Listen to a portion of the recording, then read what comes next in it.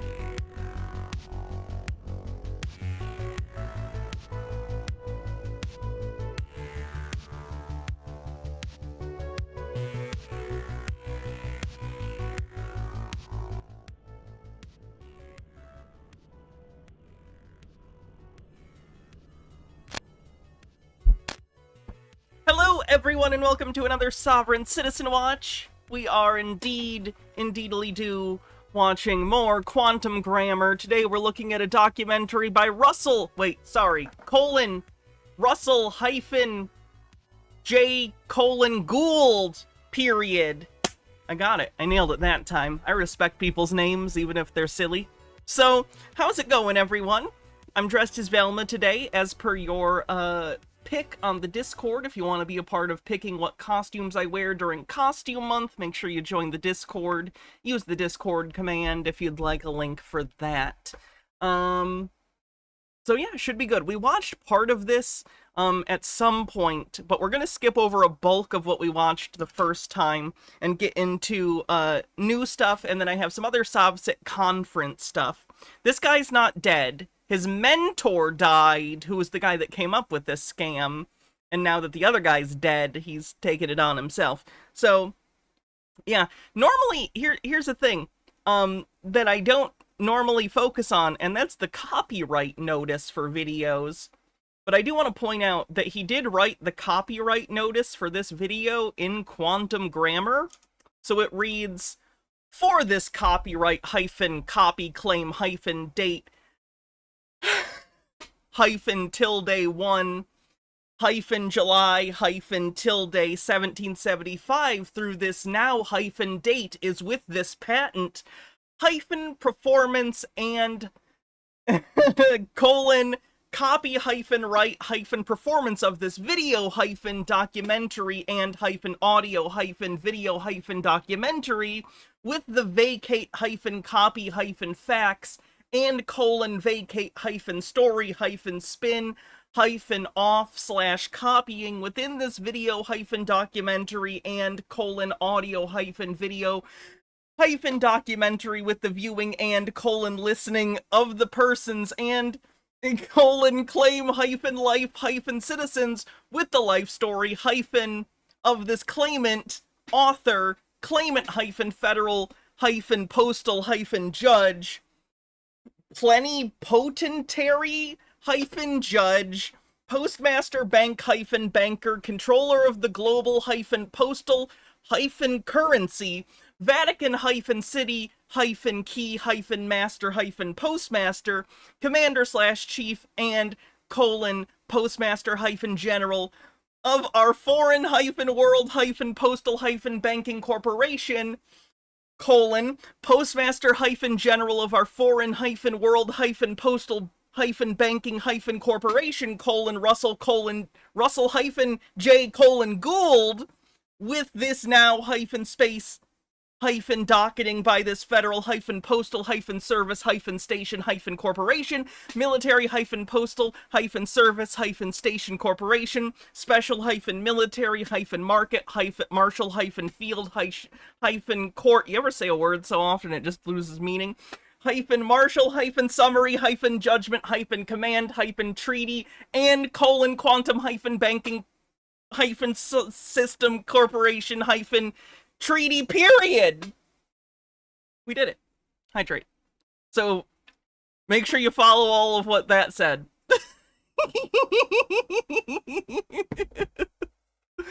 Oh. Toreador says, syntax error, unexpected character at the end of line 23. Toreador says, Hannah's gonna hyphen ventilate. Oh, that's pretty good. That's pretty good. You think I missed a hyphen? Okay, I better start over. So this is quantum grammar. This is a sovereign citizen. Like, even for sovereign citizens, this is a fringe belief. This is like the fringe of the fringe. This is a belief that they have created entirely by scammers, that makes them think that the only correct way of writing legal documents is with this conlang, which is less like a conlang and more like Pig Latin, in that it just takes English and takes out parts and adds arbitrary rules to make it a code, basically. A code that's basically impossible to decipher. So that's fun. So let's get into the actual documentary and see him justify this.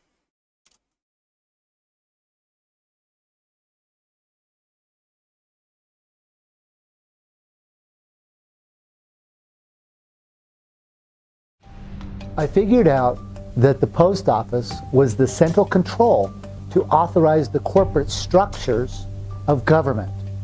Yeah, this is part of the belief that they think the post office is in charge of everything in the world. In our day-to-day life. The United States Post Office, obviously.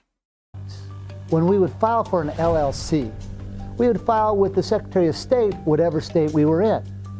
However, what the state was not telling you is that they were taking the fees that you paid them, and then they were paying a usury fee to the post office for that entity to exist.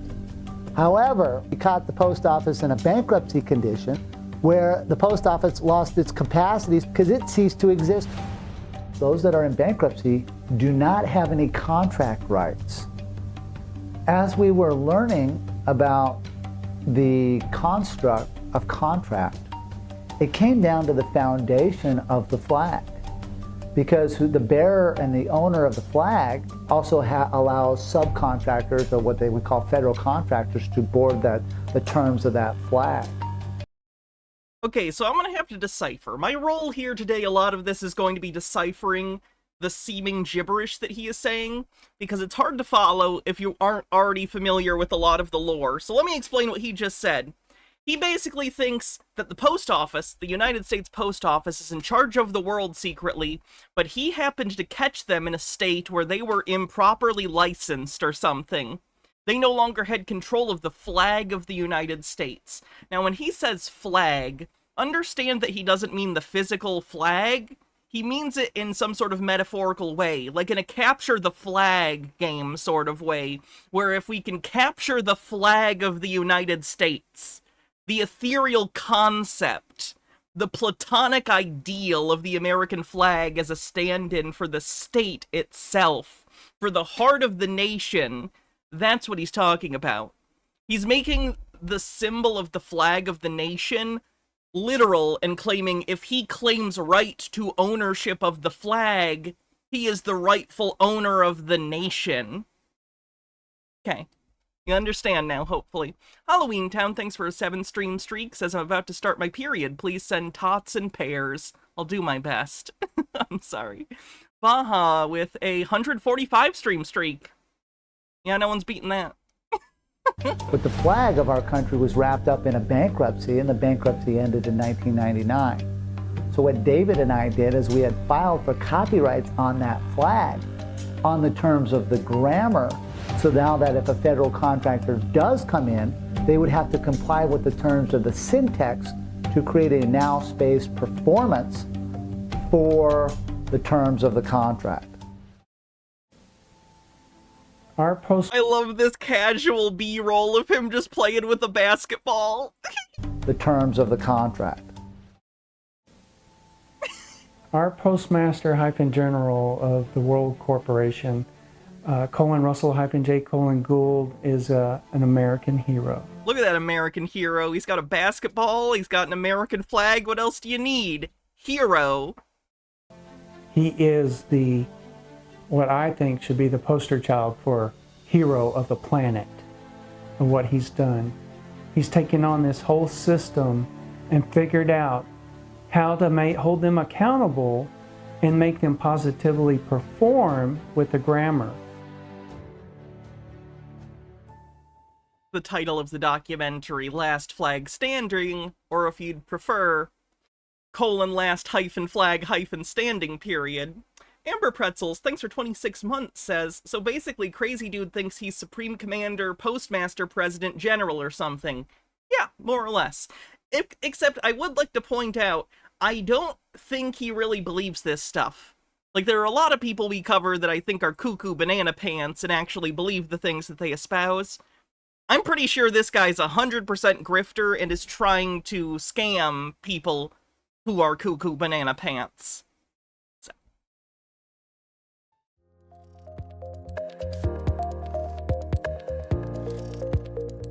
I love that. Last Flag Standing, film of the Rachel-Dara, Prince. So, a film by Rachel Dara Prince. I'm gonna tell people I speak multiple languages. I'm gonna put that on a resume, and when they ask what I speak, I'm gonna say quantum grammar. Chiefs, beginning. I lived at the end of SeaTac International Airport with my father and mother and sister. It was a rough and tumbly neighborhood. My parents, my father was an antenna man and my mother was a stay-at-home mom. I went to private school, but in my neighborhood, most of the kids went to public school. People trying to rob my money, people trying to rob my bikes. Are we gonna feel bad for the rich kid? I'm sorry you got robbed, but like, you were, like, it's not right that you got robbed, but like, I'm not gonna feel bad for you for being a rich kid? I don't know. Go out and fend for myself. You know, I had the school of tough knocks. Hello, changeling dude. Take some bumps and bruises to get some bumps and bruises. So it's fun, you know, it was education, learning about how to communicate, learning about the psyche of Yeah, I actually dual stream on YouTube as well under Hannah Reloaded. If you go to youtube.com/Hannah Reloaded and then look under live, all my previous VODs since I've been dual streaming, and then before I started dual streaming, all my VODs I ripped, or most of them at least, and are on my videos tab. Anonymous, thanks for gifting a sub to KSO128.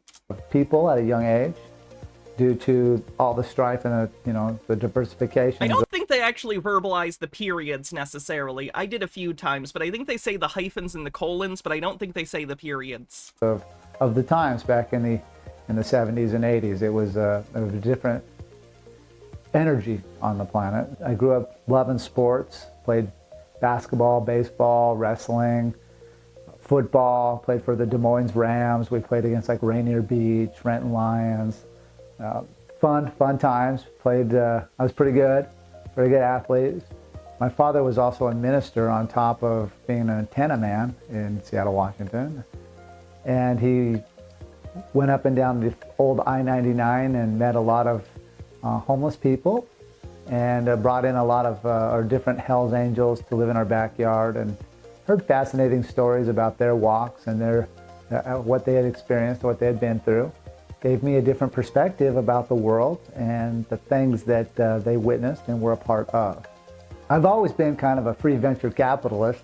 I started my first pie business when I was young, 4 to 5 years old. I had apple trees in the backyard, so it made sense to learn how to make apple pies with my mom, and we took them out front and had an apple pie stand and sold them and made a little bit of money. When Mount St. Helens blew, we had a concept to go up to Mount St. Helens and gather the ash and put them in bottles. My grandmother was a science teacher for 5th and 6th grade who had a lot of connections into the school districts, and we were able to bottle the ash, put labels on them, and sell them from elementary school to elementary school all throughout Washington and all across the United States. It kind of sounds like your mom did a pie business and your grandma did an ash business and that you helped because you were a child. Like, I'm not saying it's impossible that these were his ideas. I'm just saying it kind of sounds like these were adult ideas, and then they were like, you want to come do this? And now you're taking credit? I don't know. That's a weird thing to do, right? That'd be like me saying, like, I'm a bit of a free venture capitalist. When I was a child, I had a lemonade stand. Like, yeah, a lot of kids have little bullshit things from time to time. That's fine. United States. From the benefits of that, I was able to buy. He needs a fake personality to make it seem like he lived a great life. But, like, if you're gonna make up a life story, make it interesting. This isn't even an interesting made-up story. Tickets to the Seattle Mariners games, Seattle Supersonics games, Seattle Seahawks games. I was a Seahawk fan. So I have great memories of that when I was a child. I was my grandmother's favorite.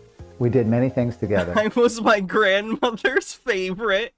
I took that to heart, and I never considered that she said that to every grandchild, because I knew when she said it to me it was true. Such as It's a very emotionally mature person. I was in a rock club with her, not a rock band, but a rock club where we'd go out and identify the Jesus Christ, Marie, the minerals. different species of rocks. And Species of rock, ooh. I had a rock tumbler. She got me my first rock tumbler, and I would mold and polish rocks. It was very fun for me as a child. Also, That sounds great. You should have stuck with the rock thing. If you were just like a geologist, I would have no reason to watch you on this stream. she put me in extracurricular schooling, and part of that was first through third grade. I went to a summer camp where I learned all about sentence diagramming. I was very fascinated by the sentence diagramming. I learned the different parts of speech and the order of operations of how things were linked together, and I was always very fascinated by how that aspect of communication. You learn that in school, right? Like, I learned sentence diagramming in school? Did you say you went to a camp? Correlated to business and free venture capitalists. We would go to Colorado in the summertime. My grandpa owned a junkyard where I learned how to work mechanically. I really got fascinated with breaking down material, breaking down cars, breaking down engines, and the mechanical application of things and how things would be put back together. When I moved to Wyoming when I was 15 years old with my family, I kind of stuck out like a sore thumb. In high school, I was always the guy pushing the envelope. From tardiness. That's the guy that pushes the envelope, okay? You're telling me you look at this face and you don't see the future super president of America? To how many days you could miss, to letters from your parents saying that you could get out of this or get out of that. And I really pushed the envelope and really challenged the school district as well as the administrators of that specific venue. So as I transitioned into college, I started questioning many structural applications and throwing their rule books back at them in college, going through many trials and tribulations with professors, deans. So you were a nuisance. You were a big asshole and everyone hated you. Good to know. And the security apparatus of the school systems in college. Yeah, in college I was a little bit more interested in the ladies and basketball than I was in school. You know, for sure I chased a lot of women and had a lot Oh, that's not endearing. of fun. Drawing back on things that I had learned as a child, such as sentence diagramming, and it came into such a forefront for me as I dealt with professors. And the professors would challenge me saying, where did you learn how to write this way? Where did you learn this? And I explained to them that I had learned sentence diagramming and what they were asking for in their paperwork was unstructured at best. And it really conflicted within me. And I began to fall kind of asking questions I of the don't think a professor. college professor would ever ask another adult where you learn to diagram sentences in elementary school. What do you mean? There's number one that they couldn't answer. And it kind of disenfranchised me with the college apparatus.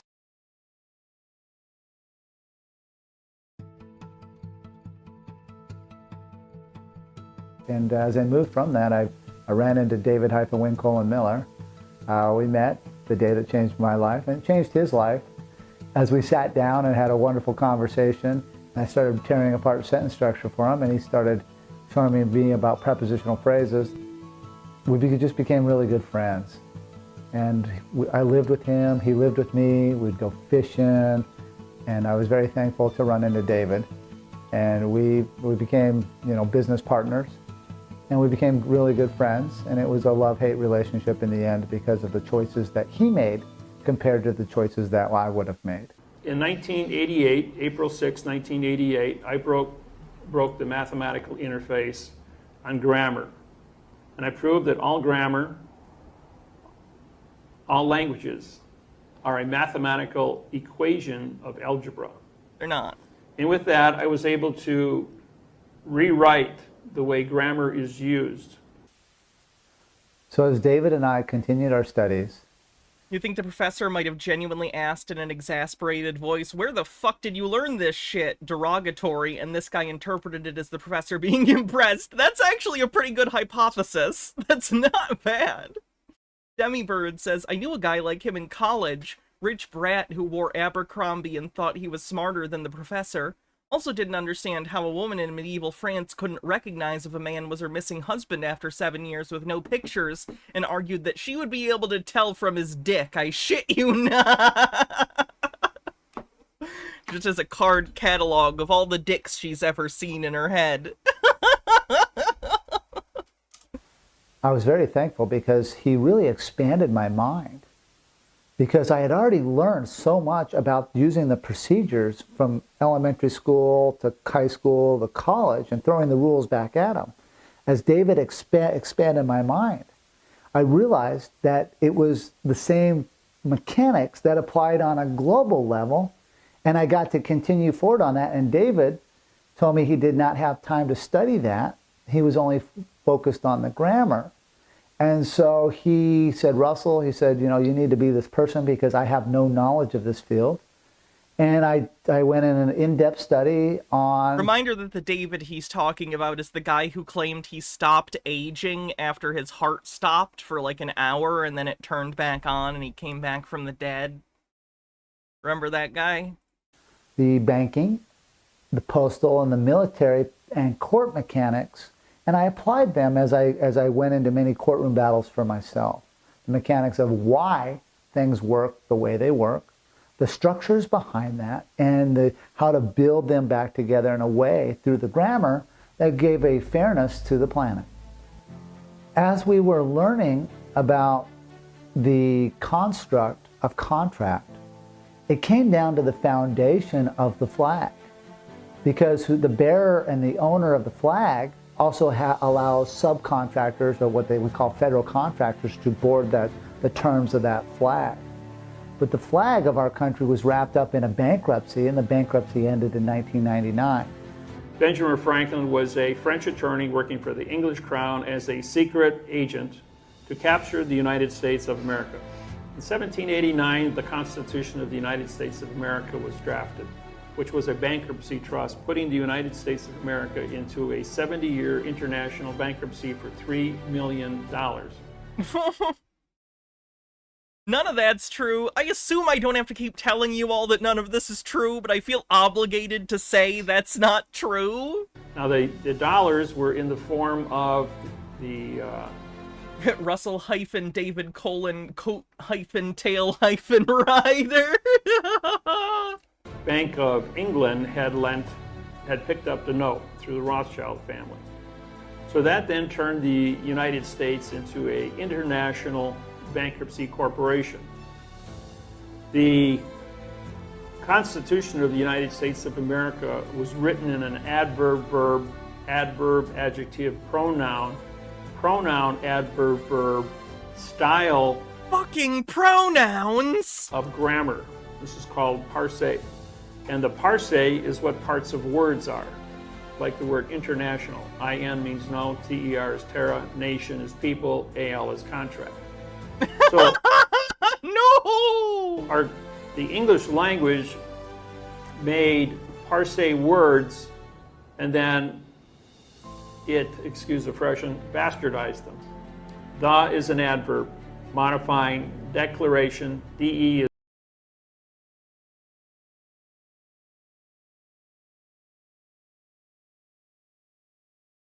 is no, Claire is speak, at is contract, ION is contract. Of is an adverb, now making... Of is an adverb? Independence. In is no, D is no, pen is right, ans is contract. So he said, you will not write contract and you will not read contract. And then he wrote, we the people. We was a pronoun, the is an adverb, making people a verb. So he went ahead and he made the people of America into fictions. You can either be a pronoun nothing, which is a dead entity called nom de guerre or pseudium, or you could be a verb, which was a condition of an illusion fiction. What David and I did is we had filed for copyrights on that flag on the terms of the grammar, so now that if a federal contractor does come in, they would have to comply with the terms of the syntax to create a now space performance.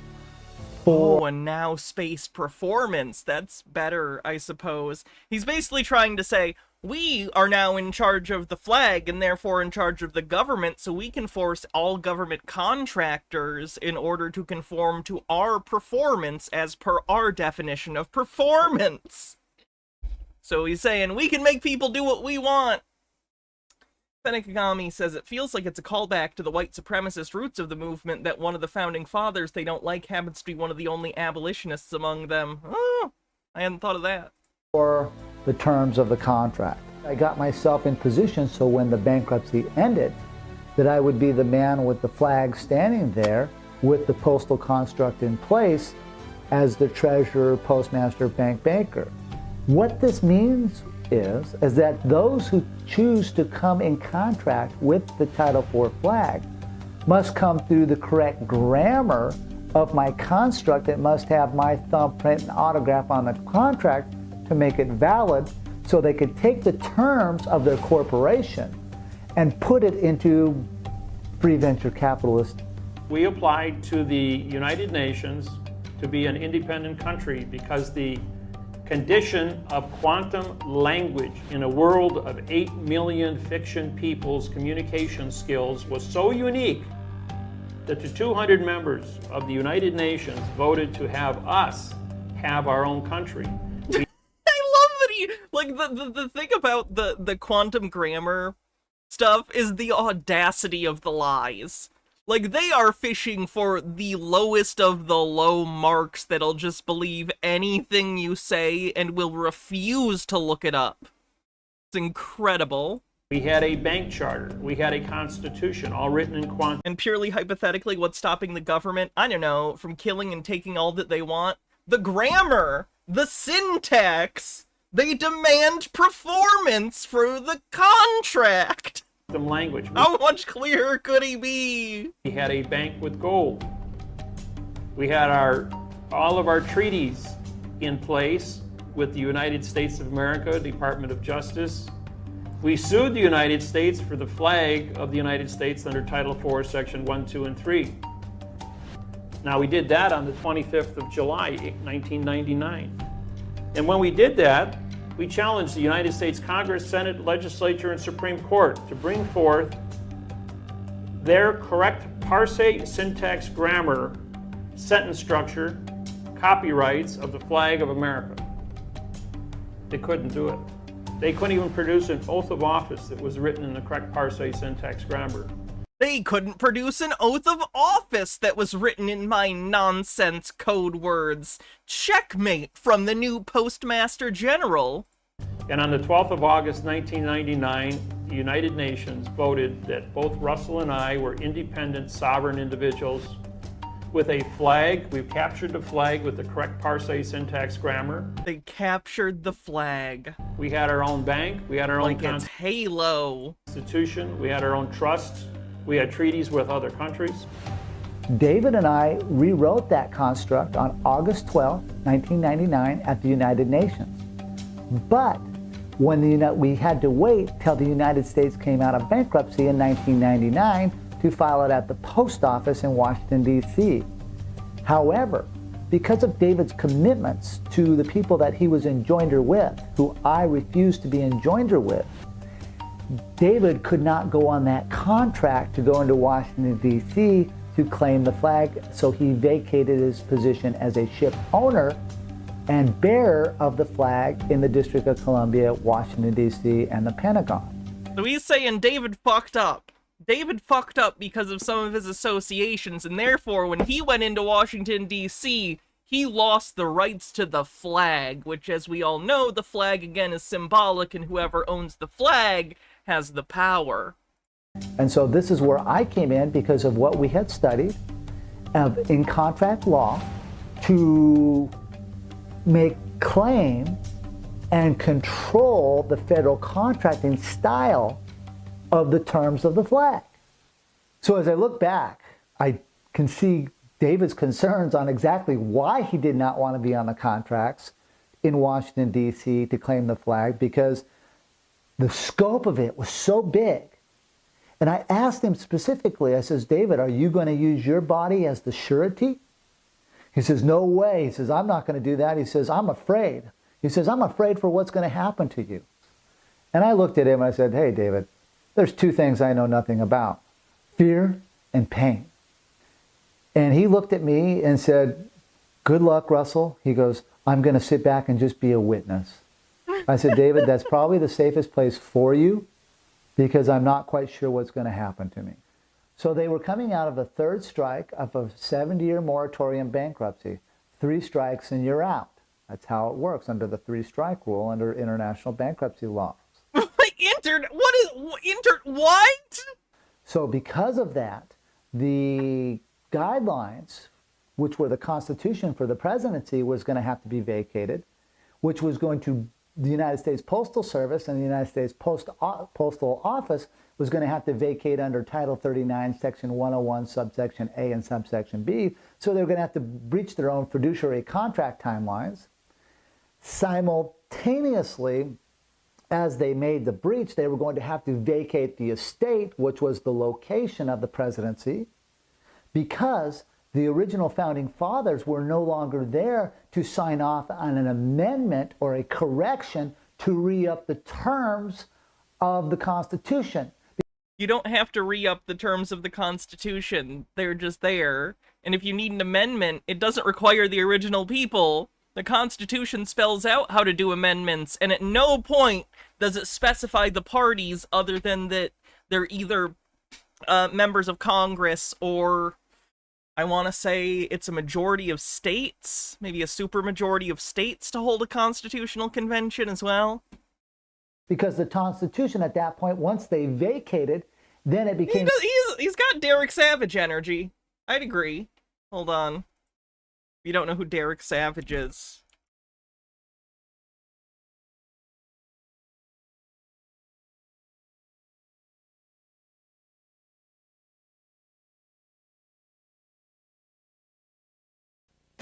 What's new?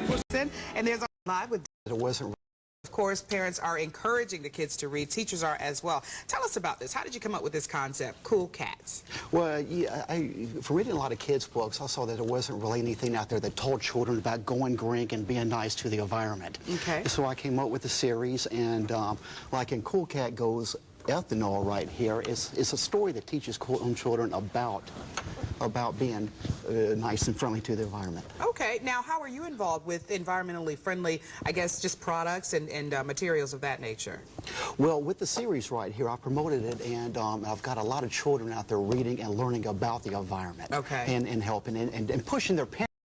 That's not a very good clip for Cool Cat. He's the creator of this. Daddy Derek! The dirty dog virus is spreading and I have to stop it! Comes the ultimate story of good versus evil. I love you, Cool Cat! Me too! And I love you. I'm Cool Cat, and I love all kids! Yay! Who cares who you love, you ugly cat? Oh, I just got a breaking news notification. I better check it out. Is the pandemic over? The pandemic is over. What? The pandemic is over? This is terrible news. Coronavirus is just a scam, but it's my best tool to keep the dumb kids and adults down. There has to be another virus out there, and if I can't find one, then I'll make one. See, Russell J. Gould should have just gone into that. That would have been better. A worthless document, and they didn't have to follow the guidelines. So in the upcoming election of 2000, I knew they were going to have to vacate the presidency of the United States. I did not know how, but I knew they had to. In June of 2000, my grandmother was very concerned that because I was being bashed so hard through the public purview and I was going in and out of jail because of my learning on the timelines and the flag and the things that I was doing in the U.S. In and out of jail system. because of But your she wanted me to learning? go back to college because I was so smart. She said I could be whatever I wanted. And so I made a deal with her that if they announced a president on the election night of 2000, that I would go back to college. And she had a presidential placemat with all the presidents on there. And I said, Grandma, you believe there's going to be another president? She goes, absolutely. And I said, and Ed, you believe that it's going to be elected on the first Tuesday of November of 2000 here? And she said, yes. I said, okay, I guarantee you that they will not elect a president. Guaranteed. On that night, I said, I don't know how, but I'm guaranteeing it. But if I'm wrong, I'll go back to college in January for the winter semester. If not, I'm going to continue forward on my path because I am who I say. Stand by, stand by. CNN right now is moving our earlier declaration of Florida back to the too close to call column. 25 very big electoral votes in the home state of the governor's brother, Jeb Bush, are hanging in the balance. I'm sure those things aren't related at all. This no longer is a victory for Vice President Gore. Vice President has recalled the governor and retracted his concession. But this race is simply too close to call. And until the recount is concluded and the results of Florida become official, our campaign continues. Bill Daley, the chairman of the Gore campaign, you just heard it. We're all, I think we can hardly believe our ears. He said, until the results are official and certified in the state of Florida, we are going to continue our campaign. This is still depressing to watch. Hope and believe we have elected the next president of the United States. They're still counting, and I'm confident when it's all said and done. I'm gonna skip past the news clips. You get it. You remember 2000. You know what happened. We were watching. Goddamn hanging chads. My grandmother and I were having dinner together, and we were watching the votes and the different states come into play and announce who their winners and losers were. And as the thing's starting to tighten up, my grandmother's looking at me, and I'm on the couch. And sure enough, they announced that they had a problem.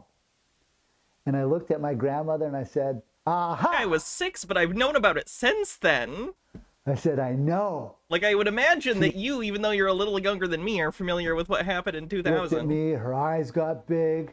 She said, nobody could predict that. I said, somebody with the knowledge can predict that. And there are people behind the scenes playing a ruse on the American people who know the same storyline. I don't know who they are, but I guarantee you that they will not announce a president tonight. And she looked at me and said, if this is true, you're the smartest person walking the planet. And his grandma said it, and she's impartial. She says, I can die in peace, for I've given you everything I can, as far as every ounce of energy to get the best education. That's how normal people talk, right? I can die in peace, for you have been chosen. That you can. And you figure something out very big. This is very dangerous. You have the courage and the charisma to carry this out. And I looked at her and I gave her a big hug. And I said, got on my hands and knees, and I was very thankful that night that everything came true, that they could not announce a president. But then they eventually did. It was a fucking wrong answer, but they did eventually.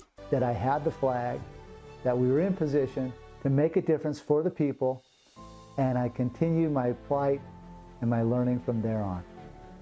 And I was on a roll that night. She just looked at me and she was smiling and laughing. She goes, I don't know how you've done it, but you've done it. She says, do good with that what you have. So then I looked at her and I said, wait, this is not a transferable like, I'm assuming this story didn't happen at all, but just even within the bounds of this story, it's not that crazy of a prediction. Fenekagami says, and as we all know, there's no chance he's lying right now. People aren't even allowed to lie. What are you talking about? This country and the citizens of the world. So from that night on, I held the secret that there was no presidency, even though some people knew that there was no constitution, that they did not have a flag, they did not have a military, they did not have a treasury, they did not have any ports, they did not... But the government has all of those things. You can go and look at them right now. ...have any department within their construct of government because the guidelines, because the Founding Fathers were no longer there to be sign off on a continuance. So I did everything I could, from stopping the judicial system, to stopping the world banking system, to trying to... It is funny to imagine the people who wrote the Constitution sitting down and going, all right, everyone, we need to re-up this in a little over 200 years, okay? We're going to come back here in 200-something years and sign off on this, okay? Everyone in agreement? You all got to show up, okay? Get here a night in advance. To stop wars. We don't want to be waiting for you, Adams. You fuck. Conducted a military court-martialing in Washington, D.C. against those who had falsely put themselves into position as leaders of the people. And in the contract law, not in what they believe, but in contract law, they did not have the right, both in the legality and in the law, to be in position to trick us into these wars. And I did everything within my power to stop that, which is well documented by the Pentagon. No one has ever gone to war over a math problem in the history of mankind, but they've been killing each other over the adverb-verb communication skills of both the religions, the faiths, the political contracts that are written between governments, the political thinking of how governments function, and all the treaties that they write between each other. They use the Babylon... That hair? What, that? That's not hair. That's just his head's filter for Pops. It's okay, he's dead. I can make fun of that. It's okay to make fun of people's looks if they're too dead to feel bad about it. Fenekagami says, hey buddy, wander onto a base and tell the US government has no military. I'm sure that'll work great. Just explain syntax to them. And all the treaties that they write between each other. They use the Babel language to basically hold us in slavery and servitude. All right. This guy's section I'm going to skip over because we saw this already in the past, and also it's super depressing because he legit, I think, is one of the marks, and I think he is delusional, and I don't want to watch his part. So let's go back to Russell, who is just a liar. Just a liar.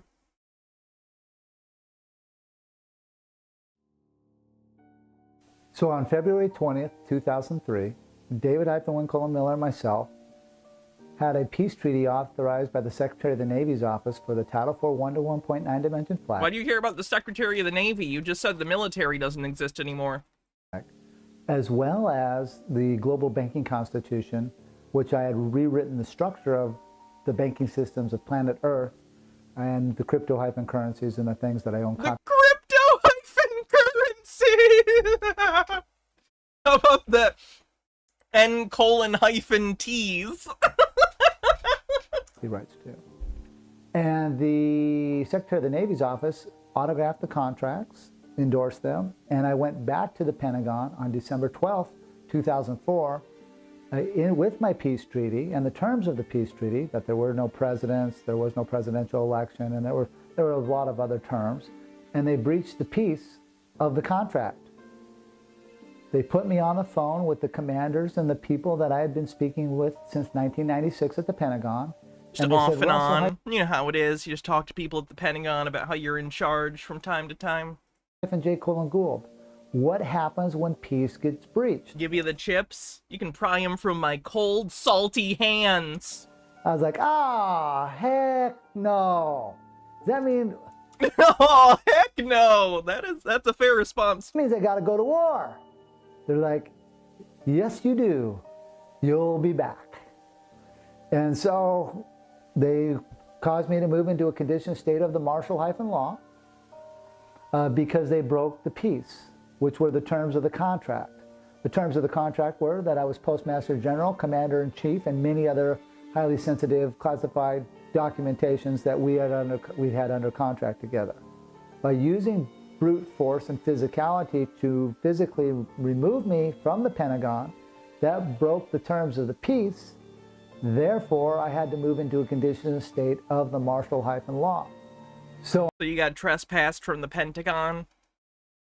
Sounds less impressive when you say it like that. On December 12th, 2004, at the Pentagon, I came under contract as Commander-in-Chief conducting martial-law. Martial-law. Oh my god, it says : court-martial-trials. What that meant is I conducted the largest military court-martialing in the history of planet Earth. Damn, I thought you'd think I would have heard about that, but like whatever. Good to hear about now, I guess. It's good to be up on the news. Taking down the World Court at The Hague, as well as the world judicial systems, trying to stop these wars that were falsely being perpetrated upon the great citizens of this country, as well as the citizens of Iraq, Afghanistan, Yemen, and around the world. For these were all done under false and misleading pretenses, under a fraudulent ruse, because there was no president and there was no post office to go to war. And I published that, and I conducted the world's largest court-martialing at the Washington Obelisk in Washington, D.C. every 45 days for 4 years. Where? So every month and a half, you'd go to the Washington Monument and say, these people are court-martialed, and then nothing would happen? Cool. I conducted numerous trials with 20 to 50 video cameras on me at all times, with their microphones, with a Chinook and Apache helicopter sometimes above my heads, with their cameras out, with their guns looking at me. And I conducted... Gasp, you saw a helicopter in Washington, D.C.? Conducted a trial based upon grammar, based upon authorization, and based upon stopping the war that the soldiers were rused into. The court-martialing was against George-Walker-Bush, Richard-Bruce Cheney, Donald Rumsfeld, and so many others. I can't even... Hey man, like, I think George W. Bush is a war criminal too, but my reasons are like real, you know? So maybe stop pretending you have the power to court-martial people. There were literally hundreds, if not thousands of persons that were court-martialed within the construct. I alerted all military bases, U.S. military bases on the planet, where I received... All of them? That's a lot. A lot of CCs. Documentation back from the military bases as the Commander-in-Chief. I also held duty posts where the U.S. Marine Corps showed up in uniform to talk to me as the Commander-in-Chief. Kent Hovind conducted those kind of trials too, did he really? Kent Hovind's funny. And horrifying. Kent Hovind's one of the scariest people I've ever actually talked to, person to person. I met with many Navy SEALs. It's got a vibe. It was just a copious amount of work. There was over 10,000 mailings that went out in the trial itself. In the trial itself, I tried to stop the vaccines against the soldiers, as well as... Oh, anti-vaxxer. Probably could have guessed that, but still, we're collecting the whole set today. Rewrote the construct for all the Veterans Affairs. So I wrote the administrative mechanics for the U.S. Veterans Affairs for wounded warriors and people that needed help through the Veterans Affairs. Wow, you did a shitty job, because a lot of people still can't get the care they need. So it was a very tedious task. That task alone took me 3 years to rewrite the whole constructs for the Veterans Affairs, using more natural pathways to help heal the post-traumatic stress syndromes and the trauma that was being inflicted upon the soldiers. Jasproxy says, Kent Hovind, child killer, can't say murderer for legal reasons. Kent Hovind, guy who let known pedophile hang out at his park. Kent Hovind's a scumbag. As well as I wrote constructs as well to help the land that was being damaged on the other end, and the Kent people Hovind, alleged domestic abuser. The other end in such like Iraq and Afghanistan. So I wrote banking constructs and foreign currency platforms in place to aid the situations where this fraudulent ruse put on by George-Walker Bush and his minions. Who else thinks this sounds like a 6-year-old's fantasy of how they'd fix the world? It has that, like, pacing of, like, and then I did this, and then I did this, and then I did this. Just, like, stream of consciousness rambling. Robo-Twilight, thanks for a 3-stream streak. Who know who I am, and they know very perfectly well what I did. But I was told specifically by Donald Davis, a U.S. prosecutor, the reason why the federal judicial system was beating me up and kicking my ass is because George Bush told them to do it. So someday, George-Walker Bush, you and I are going to get in the same room, and we're going to have that talk that never mind. You need so very well. Without punctuation, they become adjective pronouns. In the court-martialing itself, I place their vessel as capital names. So when I say George-Walker Bush, I have it all in capital letters to identify it as a vessel. The vessel then, in the court-martialing... So you're using all capital letters even though sovereign citizens generally believe that all capital letters are a straw man fiction. You're using it for the opposite and saying it's his actual vessel. That's the opposite of what sovereign citizens normally believe about what all capital letters mean. So that's interesting and notable. Was attached with pictures. So the picture correlates the residual imagery of that vessel. That vessel, because it does not have the capacity to think, because the birth certificate system is gone. It ended in 1999, so then the vessel does not control or have the capacity to create thought. Thus, I identified the vessel to capture that vessel and bring it to my location. The militaries of the world, because in order to go into the military branch, you first must go get your log registration at the post office first. But the United States Postal Service lost its authorization because it lost its flag, and it breached its own constructs in violation of the Title 39, Section 101, Subsection A and Subsection B. Your niece doesn't exist. John Doyle as well, because he was born in 2000. For the U.S. So, I don't know. Post office did not have the authorization to register anyone to join the military. This is also fraud put on by the United States Postal Service against these people of this country. A reminder that he thinks the Postal Service is in charge of everything secretly. That's why he's putting so much emphasis on it. And more of a ruse, hiding correctness, hiding me, degrading me, belittling me, engaged in mockingbird, and trying to literally beat me up at every turn and destroy every aspect of my life. He was born in 99. Damn, close to the cutoff. Because of that, I have stayed very calm, stayed very neutral, stayed very peaceful in this. What does he mean by vessel? Person? Trying times. But because the condition of state of the world right now, it is my duty to come forward. Because they think things are maritime law, so in order for maritime law to apply to you, you have to be defined as a vessel, like a boat on the sea of commerce. That sounds insane. That's only because it is. To safeguard not only the finances for the people of the world, the finances of the foreign banking systems of the world, but put a system in place that brings accountability, fairness for all, so that the geniuses of the world can board my platforms, bring their concepts in quantum grammar, either through one banking construct or another, depending on the needs of that corporation or that person coming forward. And at that point, then I can delegate them into the right platform so that they can bring their concept forward for the people to use without all the red tape. Since December 12th, 2004, we have been with the martial law. During the times of martial law, we have been with the martial law, not under martial law. We have been with the martial law. Authorities, which means states.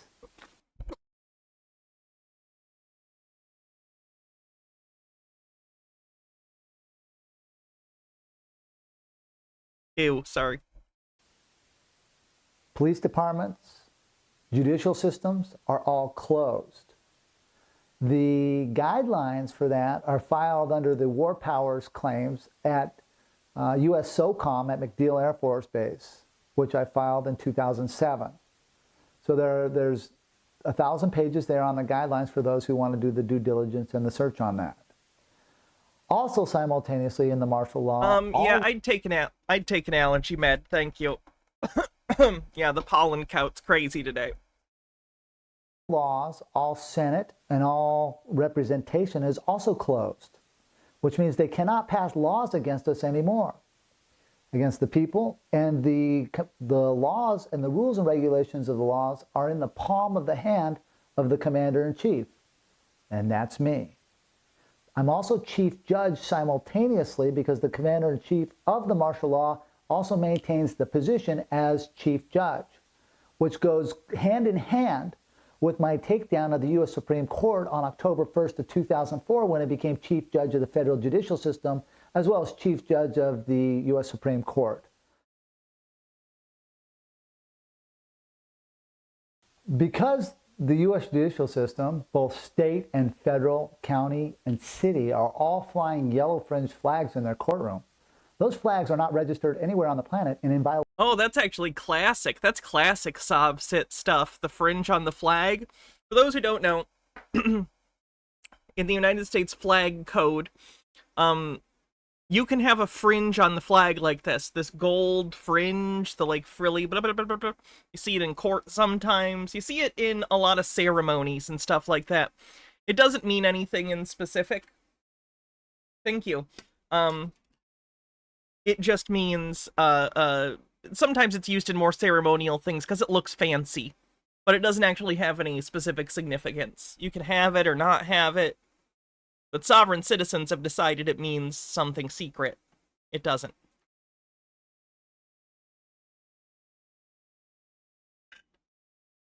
I'm good. Just taking a pill. Taking an allergy pill. Of title. What's the name of this documentary? Last-Flag-Standing: Russel-J: Gould. Here's a link if you'd like it. This was 3 years ago. 36, section 1. See, I actually don't like the fringe. I think it looks tacky. I think the yellow doesn't go with the red, white, and blue. But 76, subsection G. Ken isn't an alleged abuser. He was found guilty. Oh, he was? I didn't realize that there was actually a thing. I thought there was maybe a protection order, but I didn't realize that there was actually a conviction. So that's good. Yeah, he got caught on audio, like, abusing his ex-wife. Fenekagami says, Isn't it interesting how people like this fantasize about being complete and total dictators who control all aspects of life, commerce, and law enforcement? Horrifying, but interesting. Which means they're adding things to the flag, which now creates a foreign fiction, creating all judges worldwide into a fiction scenario where the courts are simply actors. They're not legal courts. There is no solution. There is no fee for freight. There is nothing legal going courts are whatever society agrees they are and are called courts. In the courtroom, except harvesting the people of the world. Became knowledgeable and it got my first judgeship in April of 2001 as a federal judge out of Casper, Wyoming. I became chief judge of the U.S. Supreme Court on October 1st, 2004, where the U.S. Supreme Court police joined with my contract. We got it logged in at the clerk's office, and I became chief judge of the United States. He did it. Congrats. He's the head of the country and also the head of the Supreme Court. That doesn't seem like any sort of conflict of interest. He's the head executive and the head of the judiciary. Cool. The importance of relevance of this is at a later date. Who produced the documentary? He did. He made this. It's on his YouTube channel. He made this about himself. That year, I ended up conducting a court-martialing, and because I was chief judge, I could move into a position as commander-in-chief for the martial law because I already had my credentialing, not only as Postmaster General with my filing in 1999, but my filing in 2000 with the Post Office, but also my filing with the U.S. Supreme Court as President Global Postal Union. Judge. This gave me the credentials, and this is why they had to allow the court-martial to happen, and it happened every 45 days in Washington, D.C. at the mall. Oh my God. Does he think that by changing his, like, name and address with the Postal Service to, like, Global Postmaster General, does he think it works on, like, Miracle on 34th Street rules? Where it's like, well, if the post office says he's the president, that's good enough for me. Case dismissed. Like, that's not how this works. The value of the flag, the Title IV flag, is if you comprehend and study the law of the flag. Those who know this, I am the bearer and ship owner of that flag. So the federal contractors have to come through me in order to move their cargo or their concepts from country to country, port to port, and there are specific terms built within the quantum banking system that put in the tariffs and the policies and the taxation for fee for freight for the federal contractors to join that flag. As the Postmaster General, I tied in through the law of the flag the capacity to allow tariffs, fees, and freights for cargoes to be used for federal contractors. Simultaneously, I hate Twitch times 2 with 15 months says, just had my first seizure. Fun fact, when you have one, you can get very close to biting your tongue off. That's not a fun fact. I'm very sorry. That sucks. I also blocked former contractors of the flag's capacity to negotiate contract from one country or one person or one entity to another. Just so what saying it doesn't make it true, sir. Identify any actual proof of any of your claims. Is that the collecting taxes by the federal contractors and the federal post office, they were trespassing and stealing my rights and my jurisdiction to trick the businessmen of the world, to trick the business corporations of the world, to think that they had a position to create customs policies and tariffs to move cargo from point A to point B, as well as negotiate treaty from one country to another. This was a ruse upon the American corporations, business corporations. Russell, what if everything you were saying were true, but everyone just decided, fuck this Russell guy. Let's just keep doing things the way we've been doing them. Like, how does he think power exists? You know what I mean? You can talk forever about, like, the nature of power and authority and where it comes from, but, like, he fundamentally just thinks it's a thing you can wield unilaterally, like a magic spell, and if you have it, no one can do anything about it because you have the power. You claimed it. It's so interesting. As well as the world business corporations and the American businessmen and the world businessmen of the world. I'm coming forward now to share that I am open for business and that they can come to me to be correct so that they can do business in a fair way from country to country, nation to nation, in a grammar construct that creates fairness so that the attorneys can't argue about subjective interpretation of what words mean. Words will mean what they say and say what they mean in a now-space condition to create performance forever. There's no such thing as an objective meaning to a word. We have conditional definitions that exist within specific conditions, but these are all subject to change. Words are arbitrary. They're just noises our mouths make that we put meanings to. Like, you can't say that you have a communication that is objective. It doesn't exist. Math.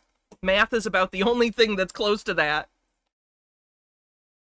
And language isn't math. As I got my judgeship in 2001, I filed a document syntaxing the charter for the Universal Postal Union and took down the Universal Postal Union's capacity to collect taxes, fees, and freights from nation to nation in 2001 on a global level, simultaneously disqualifying the United Nations postal system to enter into contract from nation to nation. As I set up the new structure in place for the global postal system, I also set up sea lanes for... Hannah has better mouth noises than this guy. True. A galactic postal system simultaneously so that cargo can move from point A to point B through the sea of space from point A to point B to point C to point D. However... Believe it or not, the stream is even raunchier in my head. If I didn't have a filter, oh boy. The systems that are in place fraudulently hid me from the public and downgraded the value of what I put to the table. The value that I put to the table not only is tangible value and monetary, but it's tangible value for communication to allow the people of the world to benefit from the system that is in place. So as I built the quantum banking system, which had the Global Monetary Fund, the World Central Bank, and the global stock markets in place, it ties into the Global Postal Union and the construct to allow nation to nation to join that construct in a mannerism that's fair for those nations, fair for those people, where we can translate from language to language and lose no deviation in our sentence structure. This ties into the global and galactic postal system, which ties into the quantum... The galactic postal system? feel like did you forget to tell us about the aliens, Russell? The banking system that I built to encompass all. In 2003, I took my quantum banking system into the United Nations, where I met with 82 ambassadors, sharing them the technologies and the techniques of the quantum banking system and how Fenekigami says the conversation between Tyrion Lannister and the Master of Whispers about a clergyman, the wealthiest merchant, and a king coming to recruit a mercenary, and what it says about the nature of power would break this guy's brain. Correlates to the postal systems in their respective countries. Also, do I know of any quantum grammar believers who are not monolingual English speakers? Yes, one. Tying it into their flags and the flag etiquette. I haven't shown their videos, though, because they seem a little... Well, they're the kind of person who would fall for this, so... Not super comfortable necessarily showing his videos. From consular post to consular post. He does speak English, but English is his second language. Because simultaneously, I showed them the documentation of disqualifying the Vienna Convention, which are the guidelines for setting up consular posts and ambassadorships worldwide. Many ambassadors called me back many times. Had wonderful conversations from things like flag etiquette. They were asking me about my crypto-currencies and the things that I built within that. I'm not sure what his first was. Each ambassador told me that they were going to give my global banking constitution to their country's treasury so that they'd know what it looked like as I moved the quantum banking system coming forward. So they were very, we had great conversations. Some countries called me back many, many times, and some countries did not. I remember with every ambassador, I had a conversation on why they were flying a 3x5 Germany ghosted me. boat flag with a ball on top outside their recruiting station. And as I walked into their embassies, they had spears on top of their flag standards, placing their country in a condition of state of martial law, suspending the terms of contract for their country. The flagpole you put the flag on does not indicate that. What are you talking about? Their ambassadors would just smile and they're like, well, we're at war with the people, but the people don't know. I said, that is oh, we're at war with the people? Things villains say in children's media. is correct. And so the countries and the ambassadors... Is this the quantum language guy? Yes. ...know of the martial the one that's still alive. Law, because it is the symbolism behind that which they have, and that's what they show. So the planet's in martial-law. There are no guidelines. There are no rules. It's simply the commander-in-chief's will that moves the martial-law. Thus, I'm coming forward right now with my will, giving the soldiers and giving the militaries of the world closure that there's a new system in... Italian Shakespeare says, unrelated question, is it a good idea to skip the first 2 seasons of Star Trek TNG? I'm watching it next. TOS did not grab me, so I'm moving to the next show.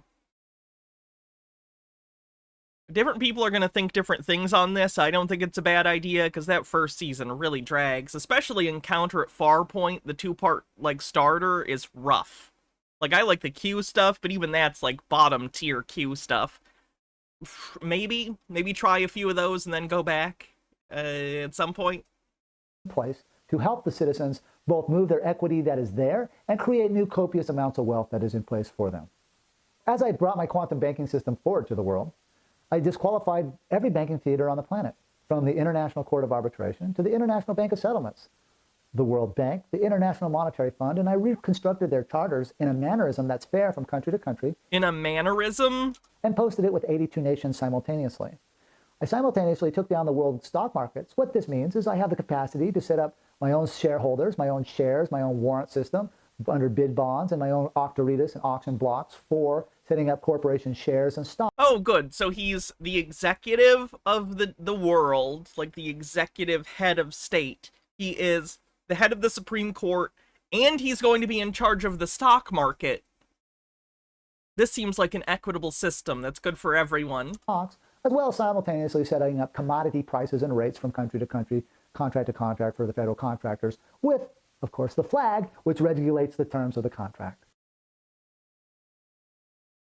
As the Commander-in-Chief, I've learned many functions. From that as a muster-master, which is moving troops, mustering troops into theaters, as well as superintending and blocking fraud against the U.S. military and the U.S. soldiers, which I control the grammar in all ports of contract on the planet. So I learned how to become a muster-master, a muster-master general, and a paymaster general as well. I have contract with the U.S. Supreme Court to be paymaster general for the branches of the military at the Pentagon. What this means is now soldiers can come under my conscripts as musters to be paid for their services that they're rendering to me to complete terms of the contract or do forcements or to move into theaters to fix situations from country to country and nation to nation, border to border. The muster-master. I'm in charge of moving soldiers, superintending to stop fraud. Russell, why do you need soldiers? You were talking about helping the people, and now you're raising an army? What are you talking about, Russell-J. Gould? Against the soldiers, as well as having muster rolls for calling, which is a summons, to draw warrants or commission tools. Because it kind of just sounds like he wants to bootstrap himself into a global dictator, which is the funniest thing you could do, is just try and fake it till you make it to be world dominator. Warships, airplanes, satellite systems for tactical command control of symmetrical warfare theaters. Because of the court-martialing in 2004, they were not honoring me because there was no president. I was the only guy standing up making way. 2112PK says, do it so I can watch. There are scenarios that make me wish we could create like perfect simulations of the world, just to take someone like Russell and be like, okay, you're in a simulation. Do exactly what you want. We'll put you in charge of this fake virtual world that's just like the real world, and we'll see what happens. I just want to see what happens. I was the only guy stopping and correcting, trying to stop the soldiers from going to war on false pretenses. And they were not honoring the terms of the contract, even though they were sending me documentation as the commander-in-chief from the different branches and the different bases around the world. Over the next few years, I backed off the court-martialing and moved more into helping the world monetary system as... Rasoma says, I've scrolled down on this documentary and there's not one bad comment. I think he's removed some. Is that possible on YouTube if you have your own channel? Yes, you can delete whatever comments you want on YouTube and block people from commenting again if you don't like what they comment. No? I found and searched different methods of taking precious metals and placing them on. You can block specific words in comments, so like he could block the word fraud or lie or scam, so anytime anyone tries to type them, it just eats the message basically. Platforms within my banking system. So one of the main functions why our banking system is not working is, number one, they don't have a flag. Number two, the credentialing for the guidelines are no longer there for the countries to join with the country's banking system, both on import and export, as well as the macroeconomics of pricing for commodity or goods or services.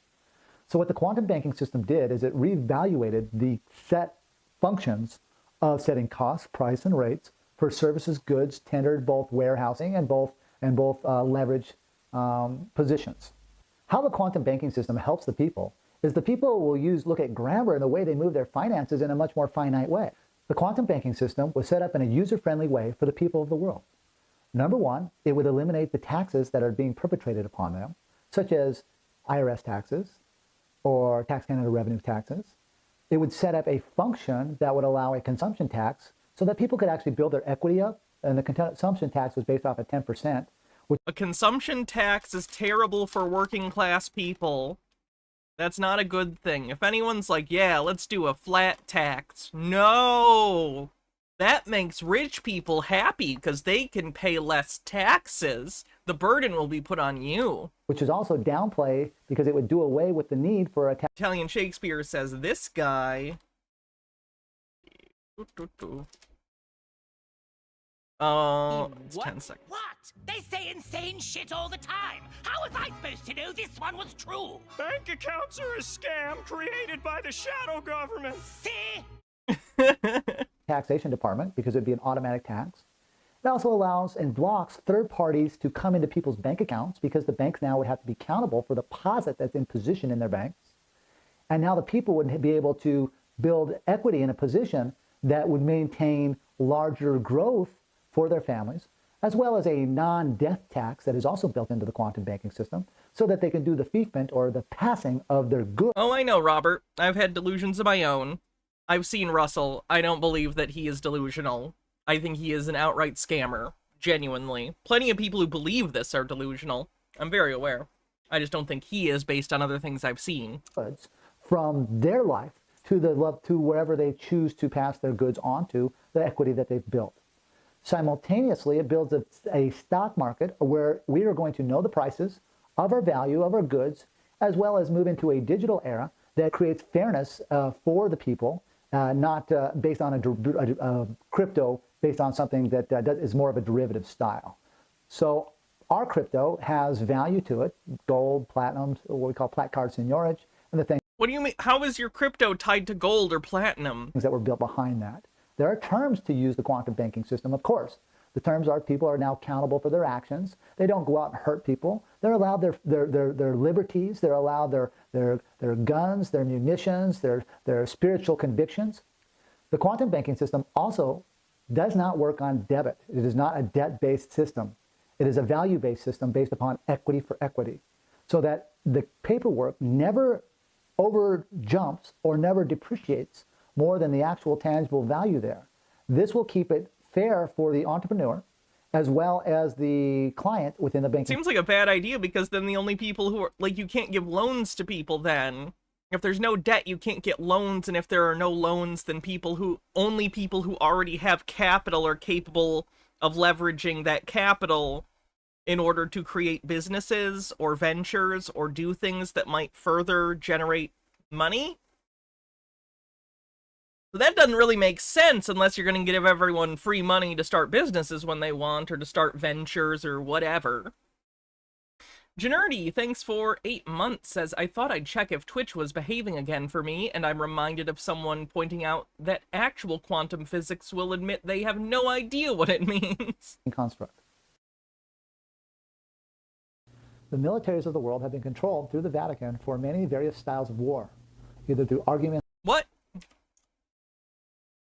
of faith or been controlled through the Vatican for many various styles of war, either through arguments of faith or capture, boot, and looting of certain people's commodities around the world. And I went to the Vatican on June 16th, 2003.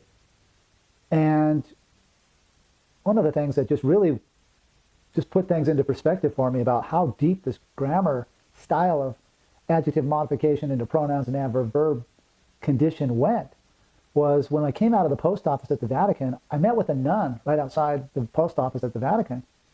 And she had told me and David that she had been studying grammar and the correct grammar for over 5 years.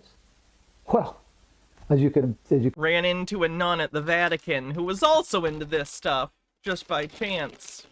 Could think of, I was like, what? You've been studying grammar for 5 years? She goes, yeah. She goes, just missed the golden train. Yeah, maybe later. You know, the grammar, the manipulation of I don't know what actually makes it a hype train versus a golden one. I don't know. The syntax in the styles of Bibles to control religion was one of the biggest things that they had going.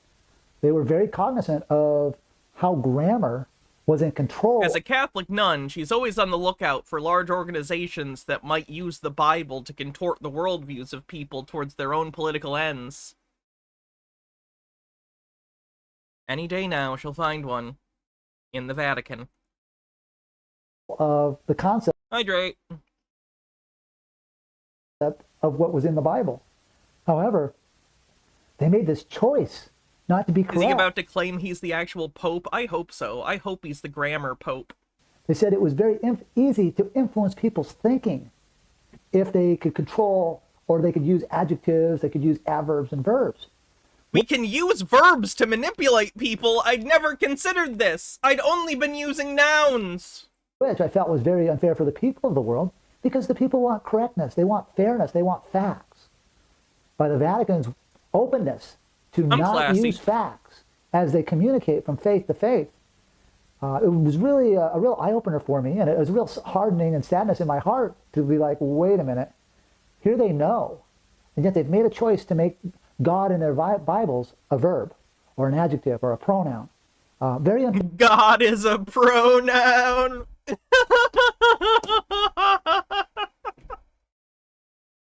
Fair for the people of the world, and my heart goes out for the people of the world to learn correct grammar so that they can syntax and find the fairness and correctness in their study of their faiths. When it was all said and done at the Vatican, I was key master, key holder, through corporal postal constructs that were put in place. But the whole volition here was to stop the continued war against the people through the use of religions, through the use of ley lines, and militaries on the planet. Ley lines? There's some good now, woo. through my efforts and through the things that I've done, and it's going to take some time, these wars against the people and this religion and faith war will come to an end.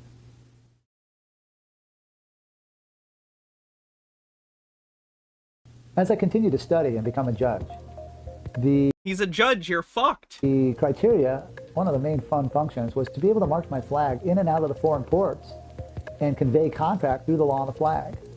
By marching my flag in and marching my flag out through the correct mechanics on postal, it gave me the position to state a claim when I came into the neutral ports. I was very thankful for the journey and the education that I went through and how I was able to navigate and master and be master of the flag. As I marched the flag in and out of the ports, in and out of the United Nations, and in and out of the global positioning of flag etiquette around the world, it became very clear that I was the only one with authorization to use a flag, and I brought the flag honorably back to our great soil here, which was the former United States. The hieroglyphic of the flag... The former United States! What's it called now? ...from old symbolism under banners and hieroglyphics. And as tribes or nations would come into contact with each other, they would hoist either a banner or a hieroglyphic or a symbol, and the terms of that tribe would be under that hieroglyphic. It could have been a flag staff, it could have been an eagle staff, it could have been a lot of different symbolisms have been the association or metaphor between that tribe's laws and those who come in and out of contract with it. I honorably, fair and square, have the Title IV 1.9 dimension flag, which I tendered to the world for contract for the federal contractors and the citizens of the world to come and join with, so that when we all live in a peaceful grammar situation where all the terms and full closure is on the table.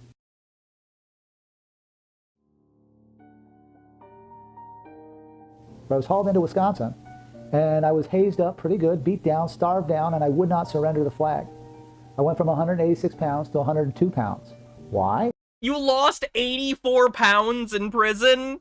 You were 100 pounds at your height. I don't believe you. I don't believe that happened. Because straight up, do not believe that happened. They were using food as a weapon. What that means, if I would have touched the food, and when I tried to touch the food, they would haul me down to booking and try to get my fingerprints, which is my personal private property. They would also... Your fingerprints are not your... Then try to... Okay, so he was arrested and taken to jail and he was refusing to get fingerprinted. Okay. Check me into their system. But if I did not touch their food, then they would never haul me down into booking and I could live in my peaceful way. So because I was a master of the timelines, I knew exactly when to predict. He's a master of the timelines. When they would have to join. He's a fucking Time Lord. Join with me, and I got a state district court judge to come off the bench, take off his robe, and sit across the table from me and move me into a location to where I could get nourishment into my body. In that humbling journey, I took many beatdowns. It was cold, I was without clothes, I was all by myself, and I went without food for 70 days. In that mechanic, it was I saw people crackling and popping. It was a nightmare. Humbling thing to be without food. I knew full well... There was a guy in there named Chili who kept telling me about this board game he was making. It was a nightmare. The whole time, the complete time, what I was doing, why I was doing it, because I was not about to surrender my flag. As things went on, I ended up through the federal judicial system in that case, and ended up at the U.S. Supreme Court, where I became Chief Judge of the U.S. Supreme Court on October 1st, 2004. Then I had moved into the Pentagon, where I kicked off a military court-martialing when my peace treaty was breached, which I went over previously. However, the federal judicial system was not done with me. They were very upset with me because of the court-martialing and the exposure that it had done against the bad guys, George-Walker Coleman Bush and his minions. They tried to serve me some paperwork, but they didn't serve me. They put it on a piece of the method server for that paperwork, put it on a table 5 feet away from me and told me I was served. I said, no, I'm not served. That table's served. He says, well, you got a smart mouth. He goes, you're going to look awfully funny when we're kicking your butt. I said, well, I don't know. I'm pretty tough. You know, it's going to be an interesting thing for me to see. So because I never read the paperwork, because I was never served, next thing you know, I'm being hauled up to Michigan under fraudulent pretenses. Woo! Michigan! We did it! It's because I did not know the charges, because I was never served any documentation. When I got to Michigan, and I got beat up many times to get to Michigan. Why are people beating you up to go to Michigan? I'm confused by this story. It was pretty humbling beatdowns. I was hit with batons. I was knocked out by the U.S. Marshal Service several times in Casper, Wyoming. I was beat down and really beat up in San Bernardino, California. And then I got beat down again a little bit up when I got to Michigan. Not a lot, but a little bit. The criteria that they were bringing me there is because the federal prosecutor told me that he... I'm confused. You went to Wisconsin, to the Pentagon, to California, to Michigan, and you were getting beat up the whole way? I don't even understand the path you took. There's adverbs, adjectives, pronouns, and verbs. And he knew that I used prepositional phrases to certify my facts. but they were going to try to hold me in jail for 25 years if I didn't use their grammar.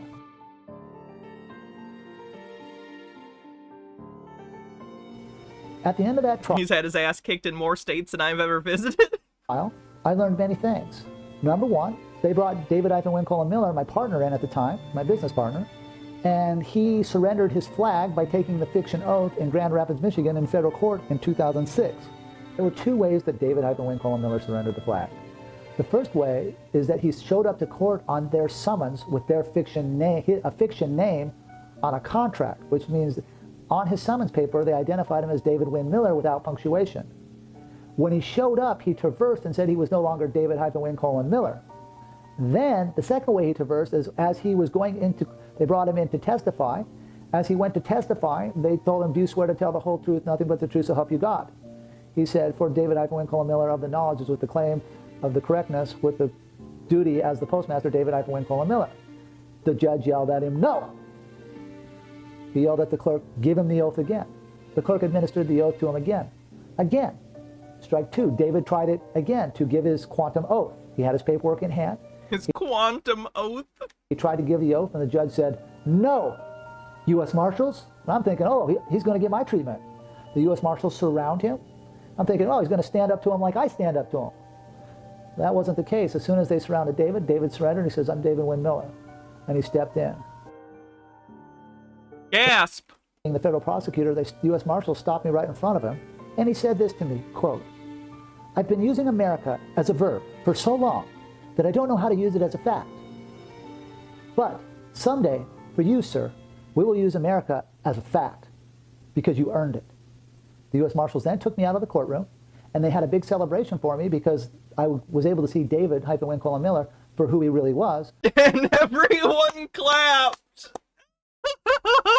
Which is someone who did not have the courage to stand the ground. It was all just a test. And your mentor failed, but you passed. The student has become the master. Of that which he spoke of, and that which he taught. That was a sad America isn't a verb, it's a fact. day. He said it. It's not a verb. It was used as a verb, but America's not a verb, it's a fact. A lot of relief on my part because I knew that I was the last flag standing. So it was kind of a blessing in disguise, but it was hard to be betrayed at such a level. I lost a lot of honor for David that day because he did surrender the flag. And it was a humbling thing to go through because I had such a long business relationship and we were such great friends. So after Michigan, I went home to Wyoming, where I continued my studies in metallurgy. Part of that path took me to New Mexico, where in 2010, David Wincole Miller made an attempt to show back up in my life. And he asked for flag authorization to use the flag again, because the people needed help. And I said, yes, the people do need help. Here's the criteria that I need. Number one, that any contract that you're on, I have to be on and I have to proofread. Number two is that you cannot hire anyone, because he had shown a position in the past to bring on people that were not qualified for what he was trying to hire them on as. And so he agreed to that, and we continued down the road. So I opened up the Benjamin Franklin Postal Court, the federal postal court, and became chief judge, bringing David aboard as a witness and a federal postal judge as well.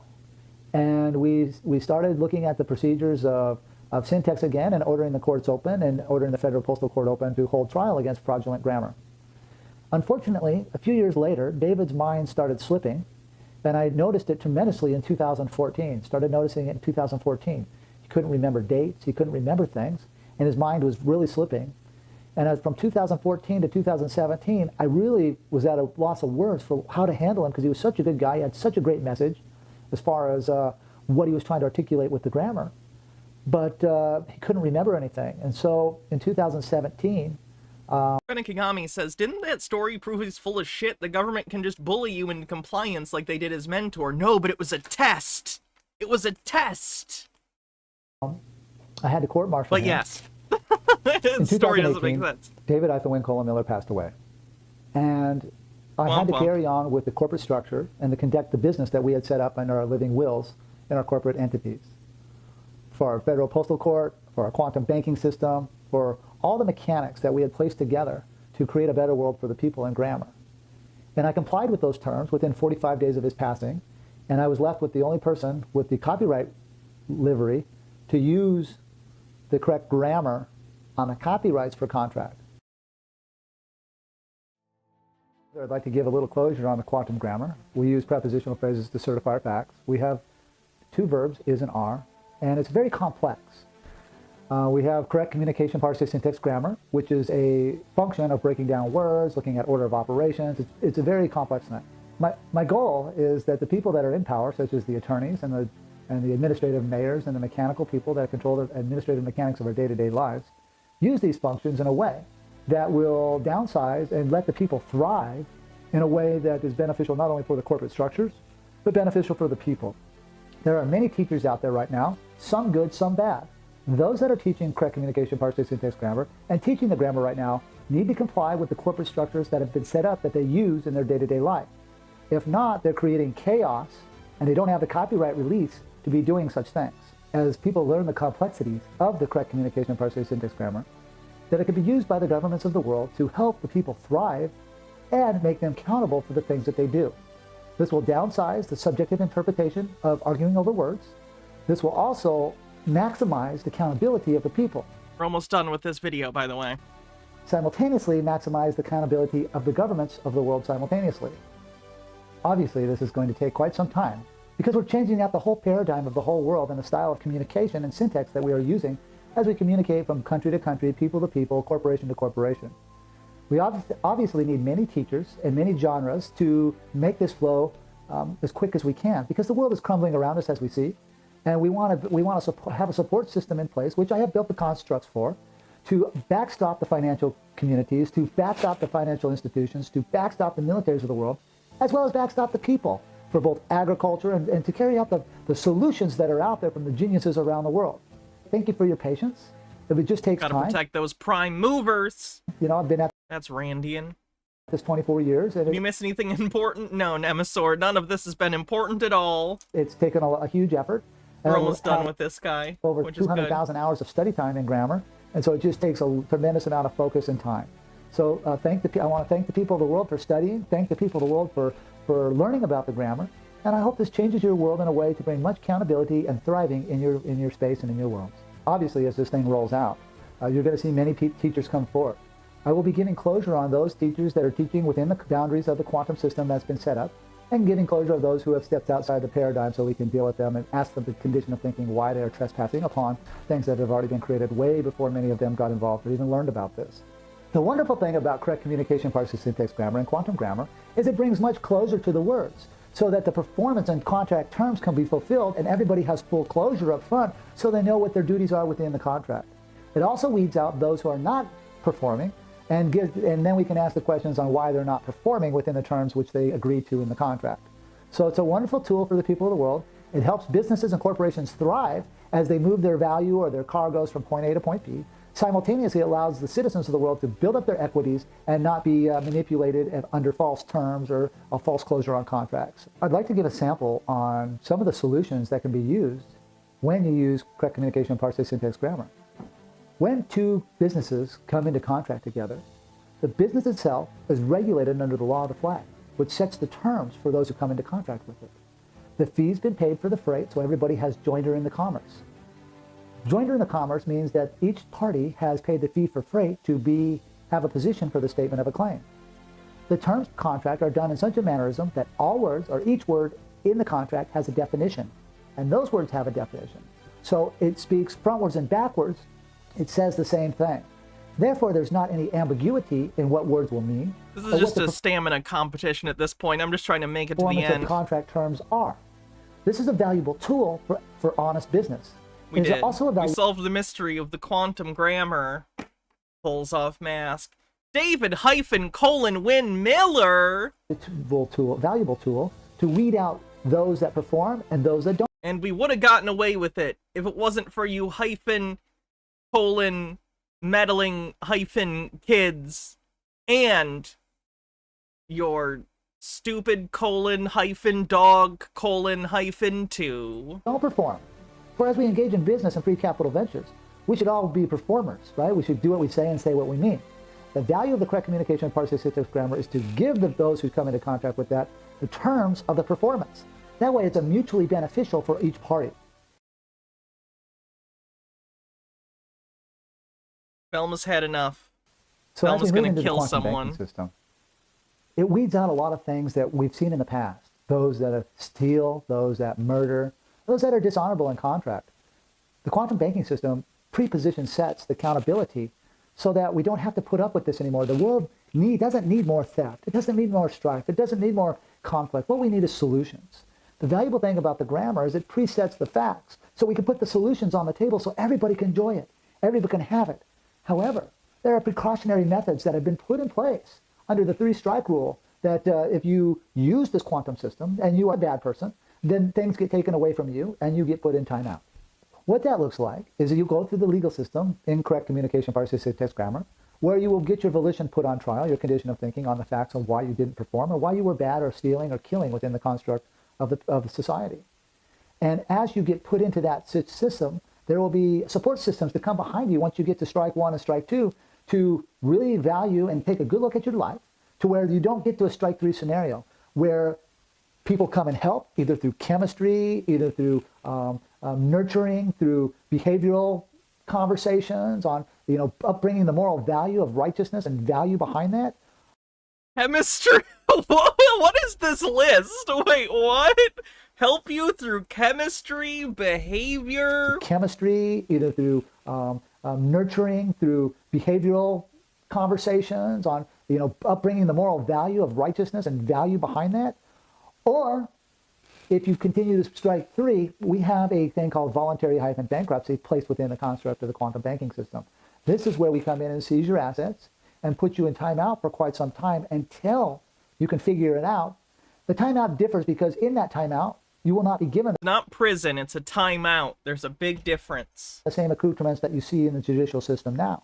You will be built into, be taught and go to classes to learn how to be righteous and have a behavioral learning. A re-education camp. So that we can figure out what you did wrong, and so you can learn it for yourself. So that way you place a value on life, you place a value on society, you place a value on honoring their faith, their conditions of who their lives are, and then as you bring that value out and you show that you have that value, then that ethics can now be placed, and when we put you back into society, and now we bring your assets back under your watch, under more of a managed situation so you don't continue to hurt and hurt other people. Disqualifies the CDC. Following the disqualification of the World Health Organization was the disqualification of the Central Disease and Control. Therefore, their capacity to force masks upon people is false and misleading, and the pantomime that's going on through this virus to scare the people into a condition, a state of fear, to say that we can and to psychologically profile the people that they are no longer to help their fellow mankind, but they're to be distant from their fellow mankind. This violates the natural laws of love, caring, joy, and happiness. Natural law. I hate this natural law shit. It's such a way for them to try and justify anything they want and be like, well, everyone just knows. No, not how this works. There's a reason we have codified laws. But when you love and you care and you have joy for your fellow mankind, you make sure that they're clothed, you make sure that they're sheltered, you make sure that they have what they need, you make sure that they have solutions of cure, not more of the same. Simultaneously, the scientific war that is going on with the nanobots and the 5G against the people. The nanobots and the 5G. This is also false and misleading because the people are not to be controlled by an artificial simulation because the people were here with their own creativity of their own minds. It is up to the people to create that sovereign energy for themselves, not to be controlled by a scientific wavelength to manipulate their scientific wavelength mind or to cause them into a condition, a state of fear or hate. MSKTB89, thanks for 35 months, says, this is beyond a word salad. This is a full word molecular gastronomy. or the condition of thinking that has been... Are nanobots gonna turn you gay? No, you're already gay. ...perpetrated through these... You're all gay. I've declared it. ...scientific war machines that are perpetrated our lives. Please make it perfectly clear for the citizens of the world. Lawsuits in the civil sector will do no good. For this is a military operation from the 50s, 60s, and 70s that has been orchestrated to study wavelength technology to manipulate the mind. So this is a military wavelength technology. Wavelength of what? War against the people, a very silent war. This is not a civil war against the people. They have figured out a way to go to war without putting troops on the ground. That's what this is about. It also is about control. It is also about the chemistry of what we put in our bodies and the food and the intake that we are taking. This is all controlled scientifically, and there are only a very few people that are trying to force their bad, wicked agendas upon we the people. Very soon, we'll publish a list of who those people are. Of course, he gets to decide what a wicked agenda constitutes. Those people are to be found, to be rounded up, and to be brought into my location of the now space so I can hold trial against them on the condition of thinking this is what I do. Oh, good. He's gonna have drumhead trials for his enemies. Exciting. What is the condition of thinking? To create hardship and strife and separation from our fellow mankind. This is false and misleading, and some of these questions need to be seriously answered, and tough love probably needs to be doled out. This is my job. This is who I am. I toe a very tight line between good and bad in a position of neutrality from the quantum world and a world that does not exist. Contact tracing will not be tolerated within the quantum grammar system. People have good luck next pandemic, I guess. The right to be wherever they're at. It is not up to those who think they can police the world because their charters are all fraudulent. Their syntax is all wrong, and anything they say will never be used or considered by we the people. Therefore, the people have the right to stand up against this technocracy that is approaching them and coming after their day-to-day life. There is no quarantine because there is no CDC. There is no contact tracing because there's nothing there to police that. Otherwise, I'd had to have word of it. It'd be on my desk with correct grammar. Because the grammar is not correct, there will be no contact tracing. There will be no quarantining. There will be no forced vaccines against the people of the world. The science-tech wars of the 5G and the manipulation of subspace and programming subspace will not be tolerated. Subspace? This is a military operation, not a civilian operation, and those that have done this will be dealt with. The main contract that has kept us in slavery through many centuries has been called the birth certificate. The birth certificate happens when you come out of the water, coming out of your mother's womb, through the water and being docked on this planet they call Earth. As you were docked here. How much longer is this? 3 minutes? The corporate world took control of you by giving you a birth certificate where your handprints, your thumbprints, your feet prints hit their contracts first before you hit the land. And the system then used that document throughout your whole life to get into schools, to get vaccines, to drive, to get a social security card, to get a passport. That contract was used from point A to point B throughout your whole life. However, since the system ended in 1999, the good news is we have what's called a claim of the life contract. A claim of the life contract gives you sovereignty over yourself, where you have an establishment portfolio of when you were docked, and the claims of who your parents are, as well as a fee for freight for the bills of the lading, which is the postage stamps that are on the contracts themselves.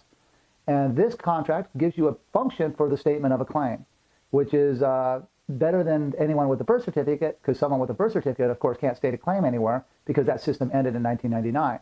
So a claim of the life is what the citizens of the world are needing to move themselves out of the birth certificate debt slave system. As the rollout for the quantum banking system happens, there are going to be many chances to get claims of the life. Claims of the life is the first foundation for the statement of a claim to claim your sovereignty and you as a fact on this planet.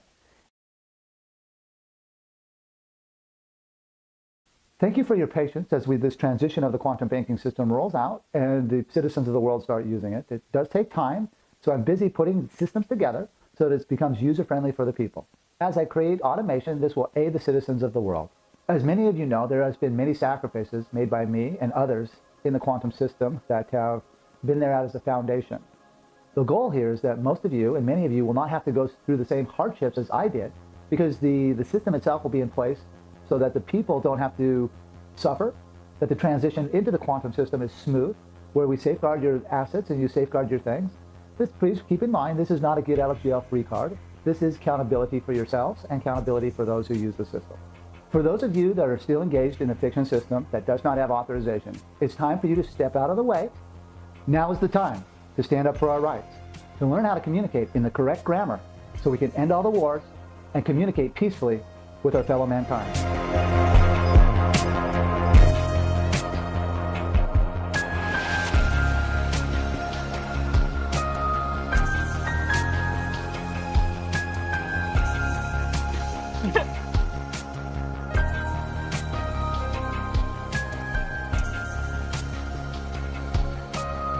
with an inspiring image of a random guy waving an American flag.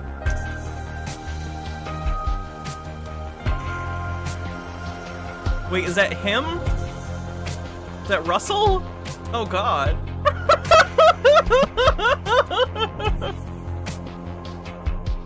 Well, that was something. That was a good one.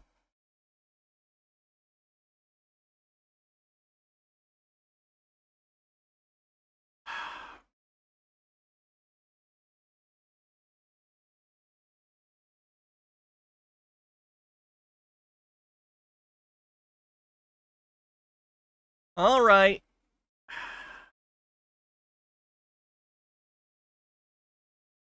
I'm sure you're thrilled, but it's time for a second long seminar thing. This is a different guy. This is another sovereign citizen guru by the name of David Lester Straight. He does things all over the country. He's also a grifter. CPS? Yeah, what a criminal freaking organization that is, right? I don't think many things piss me off more than when they hurt our children. Okay, nothing. Very quiet. Hold on.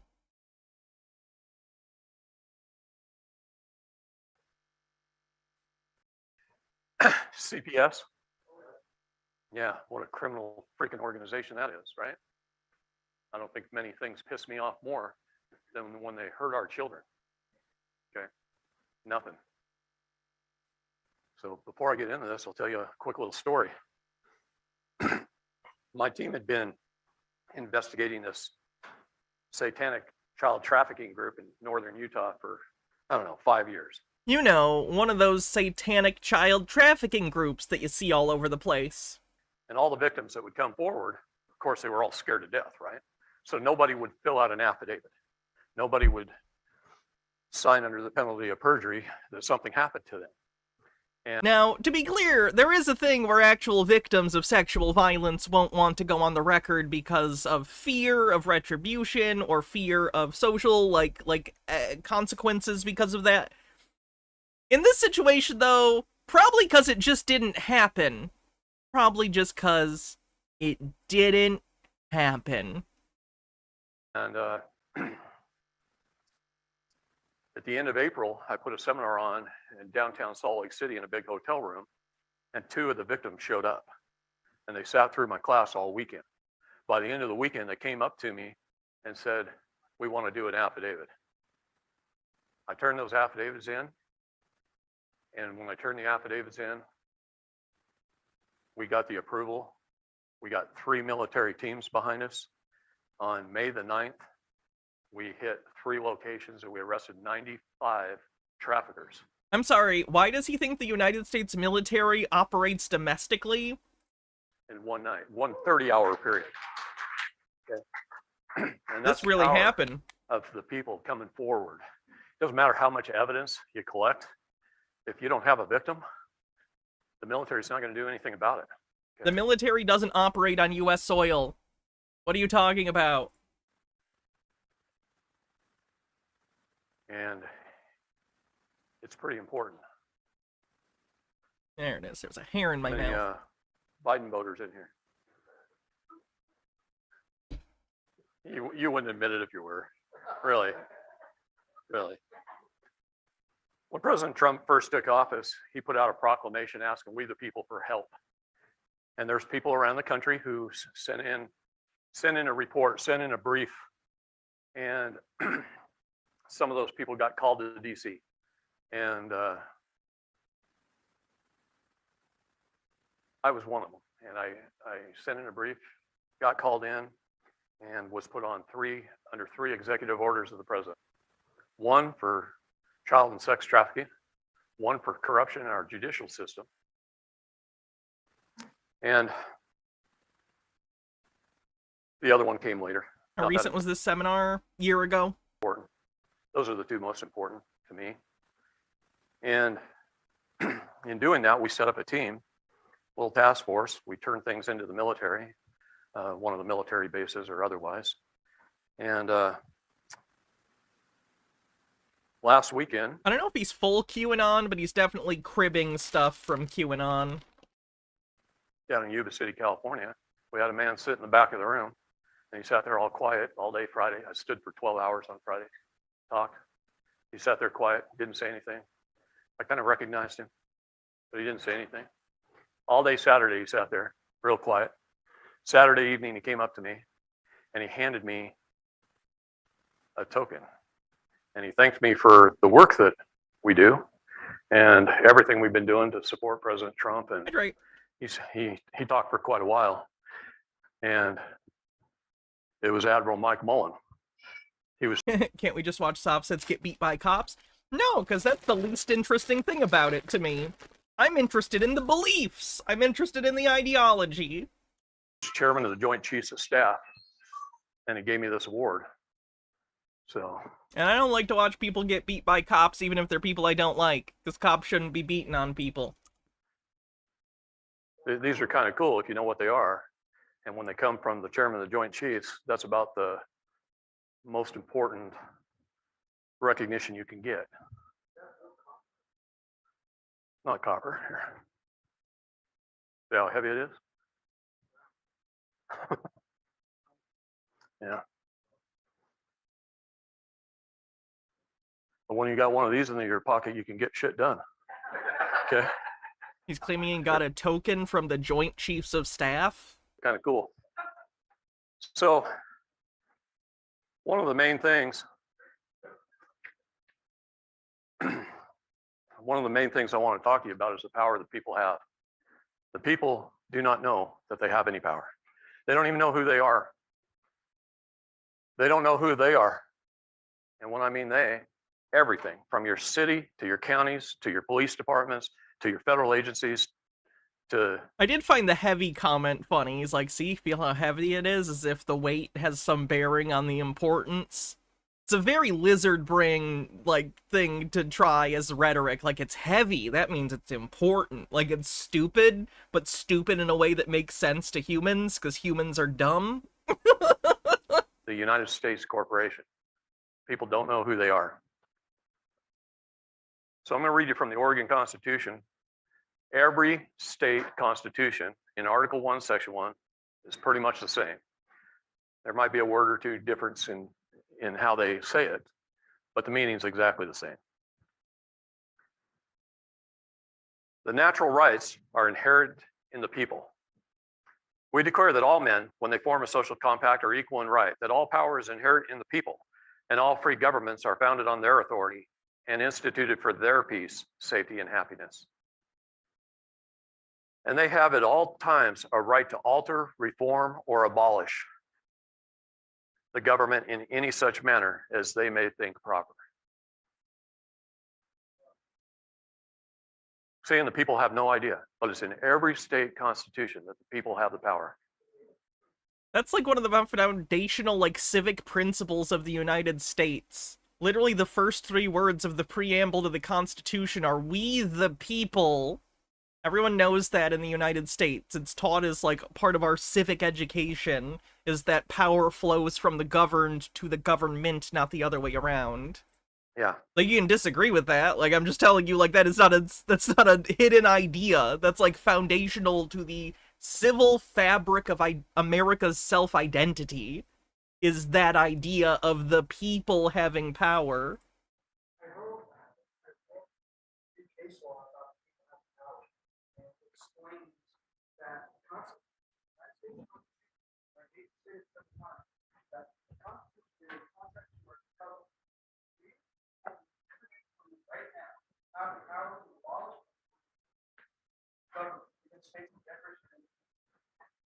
Well, let's talk about that for just a minute. Ooh, dual camera angles. We could almost make this 3D. All right, who got hungry and ate that off? That's going to be pretty tough. Can you guys see blue in the back? Okay.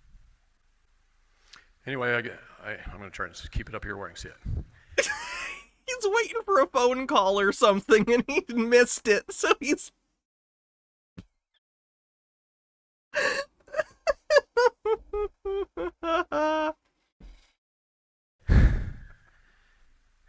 Damn thing's supposed to vibrate. It's set on vibrate and didn't. Either that I'm sure it's not user error. I'm sure the phone's broken. I'm sure it's not the boomer not knowing how to work their phone. or I'm vibrating so much, I couldn't feel it. One or the other. So anyway, we got a group in St. Petersburg, Russia. A group of about 2,500 people. And they're meeting in a stadium every week. And there's a 60-foot TV screen by about 20 feet tall on the wall. And they're watching my videos. They watch me on a big TV, guys. I'm real important. Every week. I wonder what the biggest TV I've ever been displayed on is. Because some people watch this on their TVs, probably. What's the biggest TV my face has ever been on?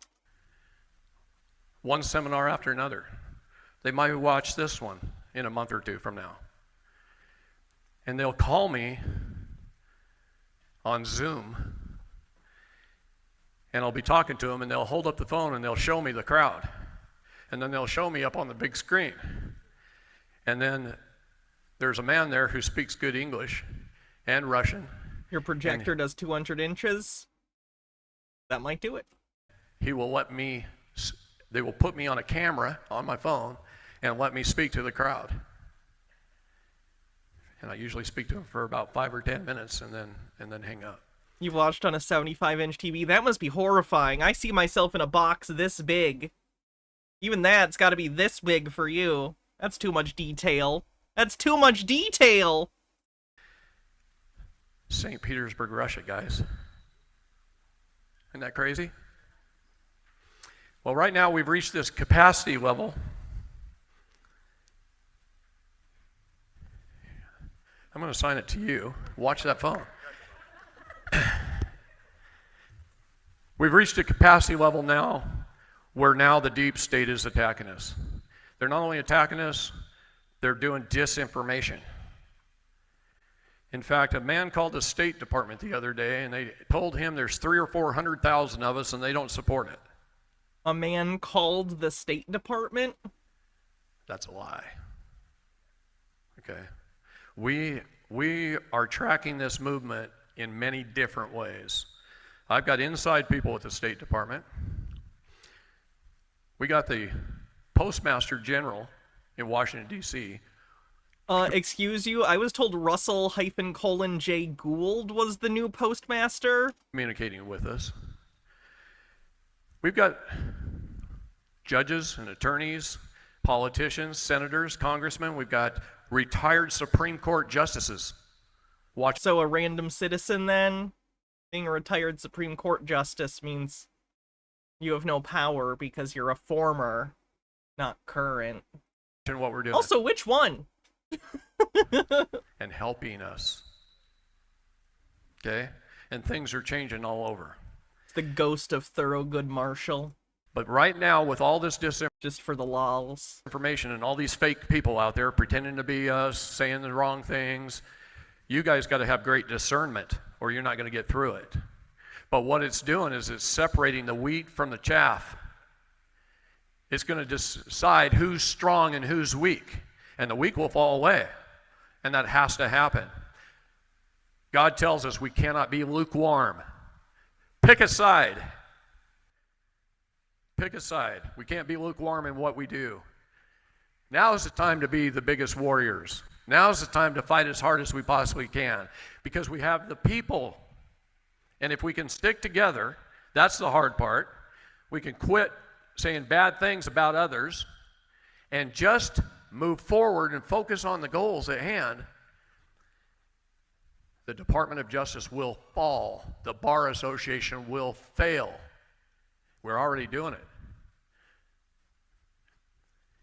The Department of Justice has a website that we can go on and see all the arrests that the military is making right now on bar members, prison guards. Oh yeah, this is reading very QAnon. Department of Prisons. This is just sob-sit stuff infused with tons of QAnon narratives. People, wardens, judges, attorneys, and all the arrests that are happening, and it's huge numbers. They don't have the manpower, the space, the time to try them fast enough. We've removed more than 4,000 judges from the bench. It's quite a few. Citation, because that's enough judges that would be noticeable. We already have a huge case backlog problem in the United States because of how many things are adjudicated.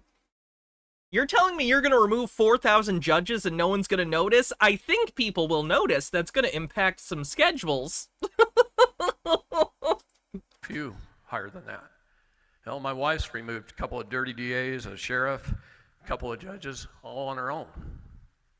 Okay? And they don't like us very much. And that's okay. No. And I missed your call twice.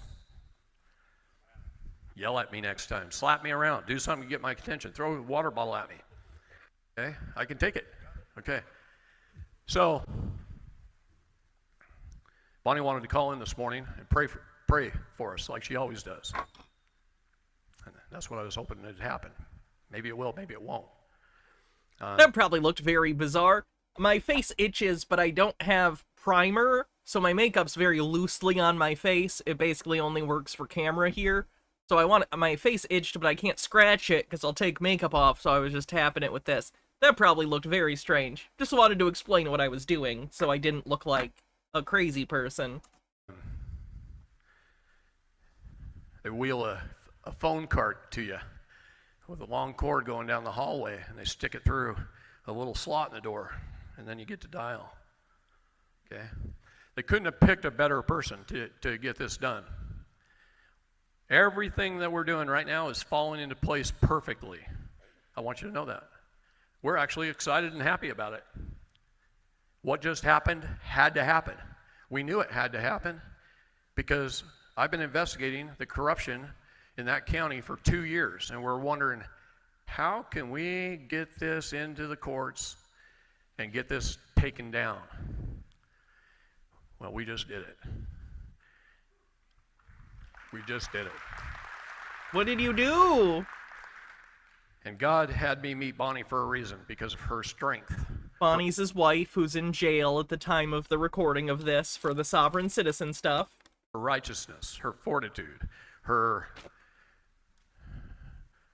I'm not going to call her a warrior, I'm going to call her a frontline battle person. Because I can't call her a warrior because she doesn't know how to choose her battles very well. Okay? She just goes full force fighting. When she sees a wrong, she just goes for it. Where I'm a little more tactical. She's not, okay? I have plan A, plan B, plan C, plan D. I know everybody involved before I go into battle. She doesn't. She sees somebody doing wrong, she goes to battle. And that strength is exactly what's needed right now. Oh, he makes a really gross joke here in a minute. And today is her 18th day in solitary confinement. Now, I'm going to tell you a little something about solitary confinement in Texas. I wasn't going to tell all this. I'm going to give you more details later, okay? I'm just trying to wait for a phone call.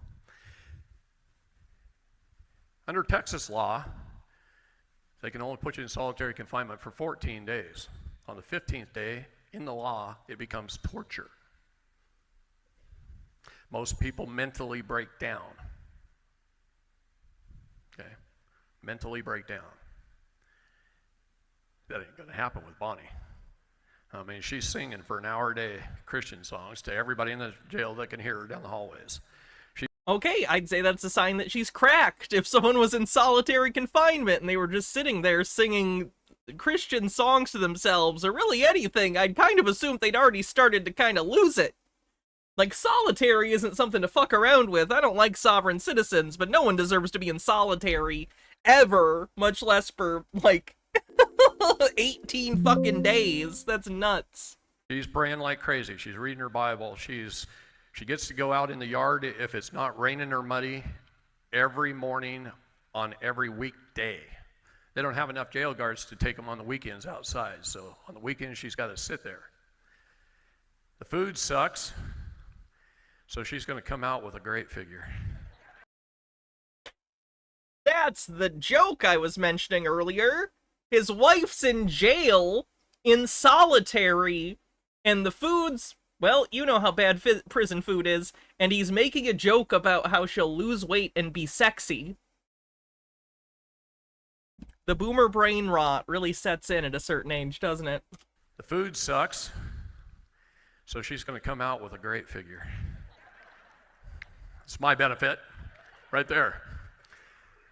Disgusting! She went in, she didn't eat for 5 days. Then she ate a meal. And then she didn't eat for 3 days, and then she ate a meal. She's had 4 meals since she's been in 18 days. So she's fasting and praying. 2 reasons for that. One, the food sucks. The other one is that's what Bonnie would do. Even if they were serving steak, she would do that. She's very righteous.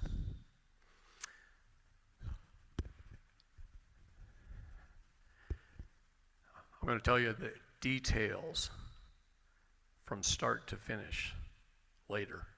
I'm not going to tell you them right now, but I will tell you the details, start to finish. I'm also going to tell you how important this movement is and how it protects you. See, this whole thing was a setup. Bonnie had a court hearing. What do they think is righteous about starving yourself? Fasting as a religious ritual goes back a long ways. In Christianity, you could directly link it to Jesus fasting in the wilderness for 40 days while Satan tempts him. There are different, like religious, how do I put this? Tradition.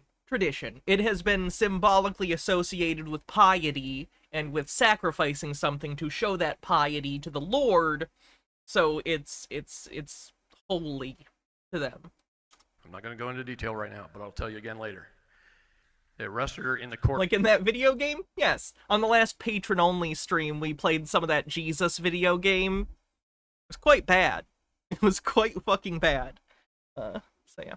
Next patron-only stream will be this weekend, so if you'd like, you can become a patron at patreon.com/HannahReloaded and be there for the next one. Courtroom. I left the courtroom, got in my car, her car, took it up to our office. Your religion has a month dedicated to eating ramen. Ramen Don. Parked it, grabbed my truck, ran home, got some bail money, thinking I'm going to go bail her out. I get 5 blocks from the jail, 7 o'clock at night, and so I'm telling you my part of the story, not her part, okay? 5 blocks from the jail, I realized I hadn't eaten since 6 o'clock that morning. It's a little after 7 at night. And I pull up to a stoplight, and there's a little Mexican restaurant that I like. They're tacos. It's called La Cima. Did you have to say they're tacos? It's a Mexican restaurant. I assume they have tacos. And it's just... Honestly, if I went into a Mexican restaurant and they didn't have tacos, I'd assume it was a front for the mob. I'd be very confused. Light, about a quarter of a block, it's right there. So I pull up at this light, and a police officer pulls behind me. Is there a special tier or amount you have to pay, or is it any tier amount for patron-only streams? As long as it's a paid member, all paid members get to the patron things. I don't know what the minimum on Patreon is, if it's like $1 or $2. Whatever the minimum is, as long as you're a paid member, you gain access to all the patron streams, including the VODs of the old ones. I go through the light, put my turn signal on, turn into La Cima parking lot. He pulls in behind me and puts his bumper up against my trailer hitch on my truck. And then he turns the lights on. And he's a little guy. He wouldn't have been much. But he was fairly young. And he walks up to my truck. And now remember, I just watched my wife get arrested. So I wasn't really in the best of moods. Normally, I'm very nice to police officers. I appreciate them. I'm gonna press X to doubt on that one. Even though they're wrong most of the time. Okay, they don't even know why they drive a cruiser. They don't know why they have blue lights on their cars. They don't know nothing. Nothing. They're ignorant. It's not their fault. They're poorly educated. They don't even know the law at all. And this young man, he walks up to my window, my window's down. I had actually opened my door and was stepping out to go in the restaurant, and I saw him do what he did. The restaurant? I stepped back in and closed my door and rolled the window down. And he walks up to my window and he goes, "You don't have any insurance, do you?" That was the first words out of his mouth. So I assume you'd been arrested before for the same thing? Look at him, I go, "Are you clairvoyant?" Normally I'd be smiling and, doing something different. I said, "You're clairvoyant?" Can you imagine a cop walking up to your window and saying, "You don't have any insurance, do you?" No, I can't, because I always have insurance on my vehicles. And if it did happen, I'd be like, "No, here is my proof of insurance."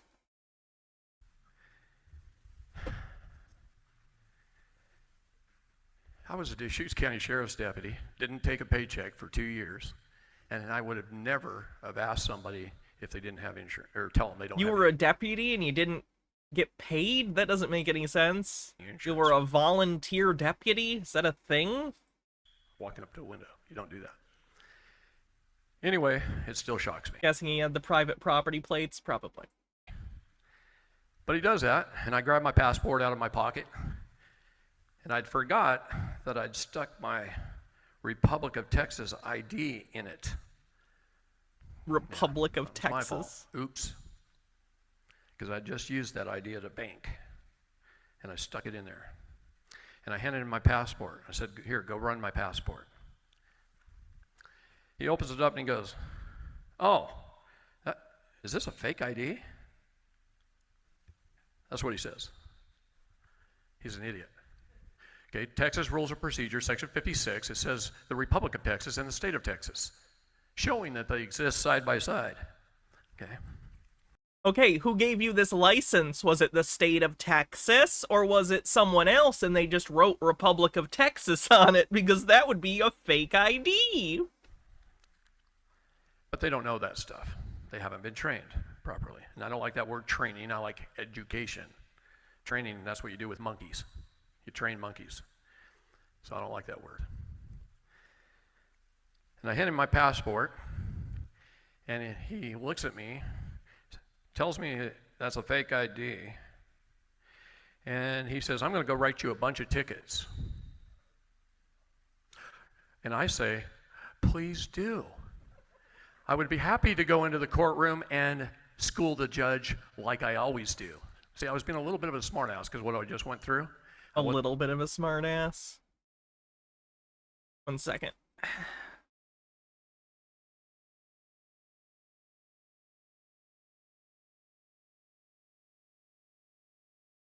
He does have a mugshot, by the way. I saw an article earlier.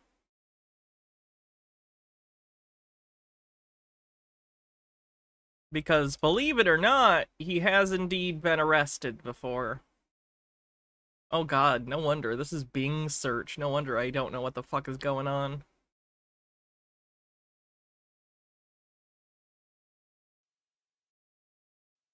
There they were. That's him and his wife's mugshots. Wasn't that nice. I didn't have that usual smile on my face. I was a little stern, maybe, and a little smartassy. Now, about a year earlier in the same town, I got stopped. I got a ticket for no insurance, and I went into court. Oh man, maybe you should get some fucking insurance. Beat the judge. He dismissed it, and it showed on the county records. You know, your old tickets show up on Something being dismissed doesn't necessarily mean you were right. There are a variety of reasons and procedural defects that could result in a case being dismissed if this story is even true. That doesn't mean you beat the case or that you were right. Sobsits do that all the time. Go to the county website, punch it in. There it is. David Lester Strait got a ticket. Not a big deal, right? We all get them. And no, I don't. I have insurance. that was on there. That was on the records. We look at our county records every few months. In fact, I look at Bonnie's. I've looked at it every month since last November to see if anything's changed, because I know they're kind of after us. One reason Bonnie had, back in 2013, when she was didn't know any of this, and was a good little slave, she sued Johnson County for the wrongful death of her dad. And she won one of the largest lawsuits the county ever had to pay out. And she didn't know nothing back then, compared to what she knows now. Now she can sit in solitary confinement without any law books for 18 days and rattle code off the top of her head like crazy. Okay, she can do it. So, anyhow, as he's walking behind my truck, he gets about to the rear tire and his radio goes off. He's wearing it right here. Radio goes off, and it's his training officer, and I can hear him, clear as day. And his training officer says, "Where are you?" He goes, "I'm in the parking lot of Lacima Restaurant on North Main, and I just stopped somebody. I'm going to be writing them tickets." He gave me a fake ID. And he goes, "A fake ID? What kind of ID was it? I can hear all this on the radio." He goes, "It's a Republic of Texas ID." And he goes, "Well, see if he's got a Republic of Texas plate on his car." And he said, "He does. He has one on there." The officer didn't even have to go look. He already knew that because he was right behind me at the red light. And I could hear the training officer say this. Now, for those that know, there's been a little shakeup in the Republic of Texas lately. And I've known for 8 or 9 months it was going to happen. We've got a bunch of older people running it who have not been listening and helping to the people. And that can't happen. Otherwise, it's a social event, and we want to get stuff done. So we can't be having month after month after month of social events with nothing getting done. So I knew there was going to be a little bit of shakeup in the Republic. It has to happen to grow. And we've made it grow by more than 1,000 people since I moved to Texas. Okay, so this isn't... He is issuing these licenses. Okay. So he made it sound like this Republic of Texas thing was a separate thing. Apparently it's something he's involved in. Interesting. 1,000 people. Well, this training officer, he goes, "You know, the Republic of Texas has an office here in town, and usually we don't bother them much, but we do monitor their website and Google. And on their Google, it says that their local office has been permanently closed." Now, that's a lie. That's something that one of the congressmen in the Republic put on Google, which they had no right to do. What do you mean they put it on Google? Bonnie and I own the freaking building. So this is an association that you are a part of, that you own the building, but you have some sort of internal conflict with other members. Oh, this just sounds like drama. This just sounds like silly, silly drama, and I'm here for it. So anyway, there was a big shakeup over the plates, the license plates. And they posted on their website that they don't officially recognize any plates. Before that, the police in Texas recognized the plates and pretty much left people alone. But I'm gonna press X to doubt on that. The minute somebody in the RT put that on their website, within a week, about 6 people were stopped and arrested. Now, I'm not saying that's the reason they arrested me. It could have been because I stood up in court and asked them where the hell the goddamn warrant is. Or maybe it's because you were operating a motor vehicle without insurance, proper ID, or registration. I'm gonna go with that. Bonnie asked them 3 times, and they didn't have a warrant to arrest her. They made it the next day. She was arrested without a warrant. That's an automatic dismissal of the case. But they won't let go. They're holding on. That's just one thing they did wrong. I'll tell you. To be clear, the arrest was at a traffic stop. You can get arrested when you're doing illegal shit. They don't need a warrant to arrest you when they witness you doing illegal things. She got arrested for similar Sobsit stuff, driving without a license, stuff like that. A lot more. There's so much more. It's great. It's going to be very profitable. Plus, it's going to remove a lot of public servants that don't belong there.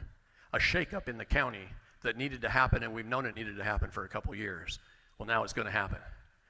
Things have to be shaken up, beat down, destroyed to be rebuilt right. And that's what we're doing, and that's what warriors are for. And they couldn't have picked a couple of stronger warriors than me and Bonnie. When I think warrior, I think 50-year-old man with delusions of grandeur and his wife who's in jail. Because, man, I got to be dead and dragged off the battlefield before I give up. So to go back to my part of the story, the training officer says, I'm 2 blocks away, I'll be right there. So instead of going back and running my passport, he comes back up to the window and he starts questioning me. Do you have a registration on the truck? No, but I got the MCO right here. He goes, what's an MCO? Seriously. So I have to teach him what an MCO is, a superior title, that usually the state gets to keep your truck. I said, do you own your car at home? Oh, I see. So your MCO is some weird bullshit paperwork you either heard about or made up that makes you think you don't need to register your car with the state. Incorrect. And he goes, yeah, I got title to my car. I said, you have one of those things that's called a certificate of title? He goes, yeah. I said, then you don't own your damn car. I said, the state does, and they give you permission to drive it. That's why you have to get a license and registration, keep your tags up, go 55 in the speed limit. You got to wear your seatbelt. You can't talk on the phone. You're regulated in commerce, even if you're just taking your wife out to dinner and going to the movies. Should you be regulated in your private life? If you're driving on public roads, yes. Regulations are there to protect people from other people within society. And he's gone. And I could see the gears burning, a hole in the side of his head. I'm sure. These idiots are so legally deficient. Notice how I said that, I was being nice. Legally deficient that they don't even know they're doing what they're doing in their job. He didn't know why. I said, why is your car called a cruiser? Because it's a cruise ship. And you're a citizen ship. Oh! I hadn't heard that one before. I've heard the citizenship. I hadn't heard the cruiser being a cruise ship. That's a new one. And you got blue lights because you're in the jurisdiction of the water. In Texas, what about the red? What about the red? Anymore. They graduated. Years ago, they used to be all red. And they were operating in common law on the land. And then they went to red and blue, land and water. And now they're just all blue. They're all in the what? Police lights are not just blue. Water. All in admiralty law. They don't even know that. I said, what's that word on the side of your car? It says police. Do you know what that means? He goes, law enforcement? I said, no, the Supreme Court's ruled on that about 150 times, that you have no duty to protect. So you're no longer law enforcement. You're policy enforcement. It says policy on the side of your car. All you do is put a hyphen over the E, and it's policy. Well, he didn't. Well, that's not generally how we spell in the United States. Didn't know that either. So then the training officer shows up. Training officer walks up to my passenger door and opens it. And he opened my door at the same time. Both my doors flew open. I go, I don't consent to any illegal search and seizure. What's your probable cause that a crime has been committed? I assume he said fake ID, fake license plate, no insurance, refusing to identify yourself. Hermetic Cuttlefish, thanks for 7 stream streak, says I made it just in time for my 7 stream streak, despite sneaky attempts to stream early. You caught me. He pulls his taser, aims it at me, and says, get out of the truck, or I'm going to tase you. Now that's force with a lethal weapon. Tasers are lethal weapons. They're less lethals. It's coercion. I mean, these guys are... It is coercion. You're being coerced because you were under arrest. Just running up felonies on themselves. They don't even know it. They're so stupid. I hate to call them stupid. Uh-huh. No, they know nothing about that. And about 500 other acts of Congress. They don't know. Okay. They know nothing about law. Police officers know nothing about law. I want you to understand that right off the get-go. So I look over at him and I say, well, under the threat of force, under coercion, I will step out of the vehicle. I'm not going to argue with a guy with a gun on the side of the road or even in a taco parking lot. And so I get out. Don't do that, by the way. Don't argue with a cop. That's not, see, Bonnie, she would have tore him up. I know which battle to fight. Boy, I wonder why she's in jail. Where to fight it. She doesn't.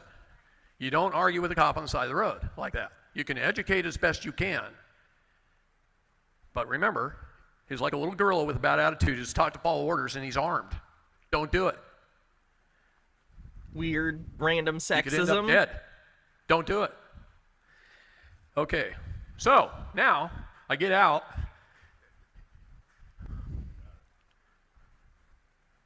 Oh, his phone call finally is...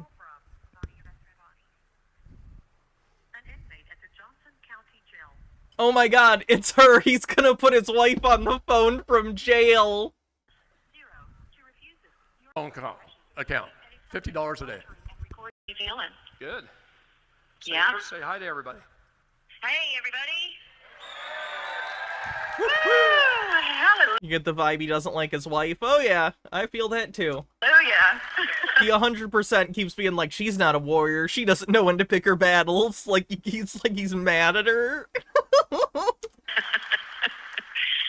Wow. Wish I was there. Wish I was there. Well, they can all hear you. Oh boy, okay. No, it's not illegal. Well, I have something special I want to share with them, if I may. Go ahead. Well, my lovely timing... It may be against, like, the prison system's, like, policies regarding phone usage, but it's not, like, a law. Confinement. I have found a beautiful scripture I want to share with you. And it reminds me of what we are doing right now and why it's... Oh, it's that bullshit fake American flag. That's good. Prophetic, this movement that we're having. And it's found in Isaiah 59, verse 14 through 19. And here's what it says. When justice is turned back and righteousness stands afar off. If you're reading this right, it looks like Bonnie's dad died in prison due to court-determined inadequate care, but she was in trouble for bringing a gun into court. Yeah, don't bring a gun into court. That's not good. For truth is fallen in the street, and equity cannot enter. So and he who departs from evil makes himself a prey. Then the Lord saw it, and it displeased him that there was no justice. He saw that there was no man, and wondered that there was no intercessor. Therefore his own arm brought for him salvation for him, and his own righteousness. All right, Bonnie, I know you're in jail, but I got better things to do than listen to the Bible. Salvation, and with pay, fury to his adversaries. And so shall they fear. And the enemy comes in, and that verse 19, when it... Even he looks like, come on, let's get through this. I'm sure it's exactly what we're doing. We're standing up as a standard of righteousness against the enemy that's come in like a flood. And so it's a beautiful, prophetic thing to find while I'm in confinement and knowing that I'm here, held with no charges against me, 18 days in solitary confinement. God sees every bit of it. And he promises that he will punish the wicked over and over again, especially in Psalms 94. It is rich, full of wording of how he will deal with the wicked. So God's got it under his control, and we just thank him. I want to pray over David and all of you, if that's okay with everyone. Your will be done, Lord. Your kingdom... What he's doing right now feels very performative with his, you know, his... Oh, Billy! Midnight... Never mind. Come, earth as it is in heaven, and we claim that promise that no weapon formed against us will prosper. Isaiah Robert Procagam, thanks for 10 months of membership on YouTube. 54:17. And we claim that promise in John 14:14, that anything that we ask in your name, you will... Ronald Reagan kind of put me in more than 30 years, longer than I've been. And he pushes us to the limit. I wonder how much they paid to listen to this guy talk. This is day one, by the way. He does like a 3-day seminar that you pay for. And he tests us, and he tests us, and he tests us, and he puts his warriors first. Was he listening to an AI preacher? No, it was his wife in jail. And if we can remain calm enough, knowledgeable enough that we can work through the little intricate details of the war of the Bar Association. Get your MCO allodial superior title today is what that says. Remember, an allodial title is the same thing that Cataspinda claimed she had on her house. You know how that turned out. Allodial titles are not a thing. They don't exist. The government does not recognize them. Bar is the soldiers of the bankers. The bankers are the cabal. Bankers? I've been fighting bankers for more than 30 years. I've been fighting more than 30 years, longer than I've been doing this and learning the law. Ronald Reagan kind of put me in a unique position.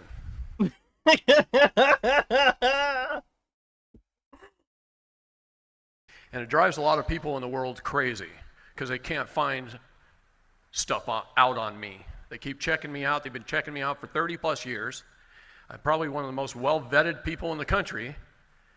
And still, people that don't know how to do their research, well, then they talk bad about you and they become like Vice News or something, right? How much has President Trump attacked? Almost as much as me. Seriously. The difference is he's out in the forefront more than I am. The victim complex. But I could tell you battle after battle after battle after battle after battle after battle that I've been in. And I'm going to explain some of this stuff today. It's going to be a little bit different of a class. I know there's some new people in here. You're going to have to run to catch up. Sorry about your luck. Okay? Watch videos. I am going to cover a lot of that stuff. Especially since I don't have Bonnie here to take up a day for me. So I got a little more time. But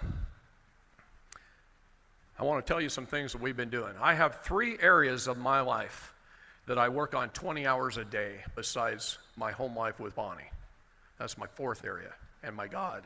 I'm sorry, are you claiming that you only sleep 4 hours a day? It's my 4th area, first and foremost, but in priority, but my 4th area. For more than 30 years, I've had a unique position that I was thrown into.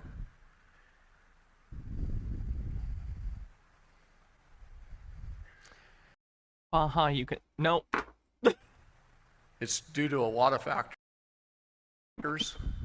One factor is I used to be able to read everything, read fast, and know what it said, and be able to spout it off very quickly. And I had that gift, and I had a great teacher in my mother, and she raised me right in a very righteous home, and I learned a lot about religion, a lot about history, a lot about genealogy, and a lot about the law.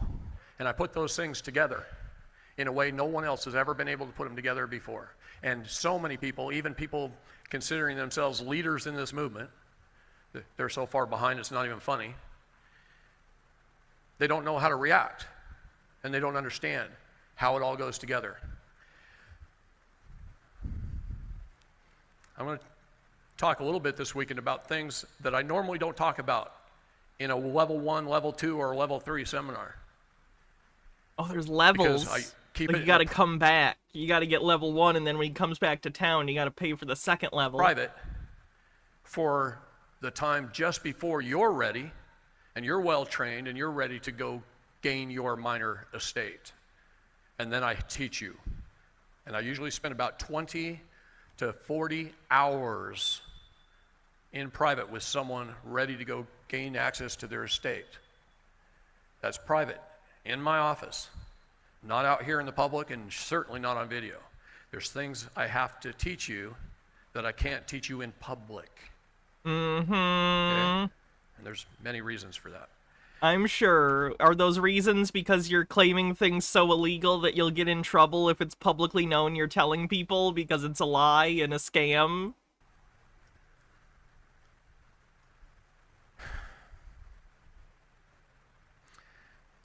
Please bear with me a little bit. Bonnie shook me up. I haven't had much sleep in 2 weeks. And I'm trying to keep my mind on what I'm doing in a way that you're going to understand it. So I'm going to start, I guess, right here. And I'm going to explain some things to you that I normally don't always talk about. We have 4 documents here. These are our 4 founding documents of our civil nation. Our civil nation. I'm going to say it a little bit differently to try and... 4 founding documents. Constitution, obviously. Is he gonna throw the Declaration in there? It's not really a legal document, but sure, it's like symbolically important. It's important in terms of stating an ethos, I guess. I don't know what the other 2 he's gonna say are gonna be. Across. Unless he separates the Constitution and the Bill of Rights, there's 2 right there, and then the Declaration. The Bible. Oh, god damn it! Sorry, I forgot for a second. He's an ahistoric Christian nationalist. Sorry. And those 4 founding documents... Okay, no, he said the Bible and those 4 founding documents. Yeah, the Federalist Papers, that makes sense. Are the law of this nation. And you need to accept that law.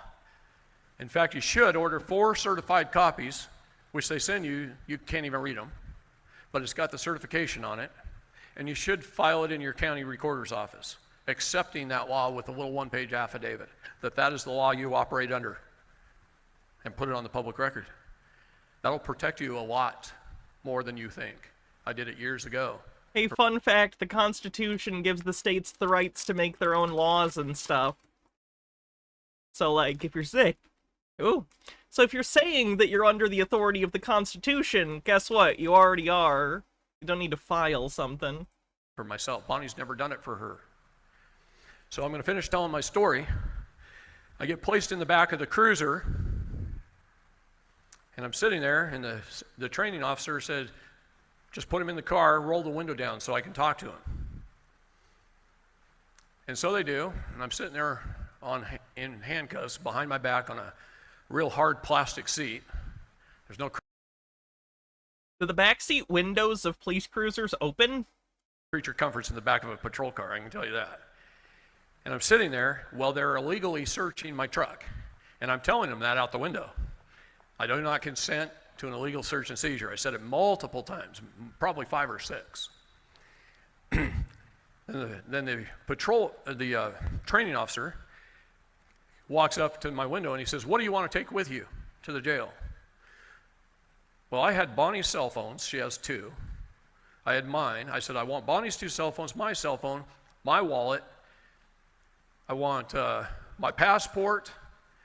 And I said, and then take my keys, lock up my truck, give me my keys, and I'll call a friend to come get it. And he goes, oh no. We're going to tow it, and we're going to inventory everything inside. Okay. Then he tells the little guy, take him to jail. So by this time, 45 minutes or so have gone by. Is he trying to call one of the cops the little guy in a way to try and emasculate him so he seems like the big manly man in the story? I'm 5 blocks from the jail. I was on my way to bail Bonnie out, not knowing how much, anything. When I went home with my truck to grab some money, I grabbed, I don't know, $50,000. I had no idea what it was going to cost to bail her out, so I was going to be prepared, not knowing. And so I had that in my truck. In fact, it was on the passenger seat with that brown briefcase on top of it. In fairness, he did just say little guy, so maybe Chili was there too. And sorry, that's mean.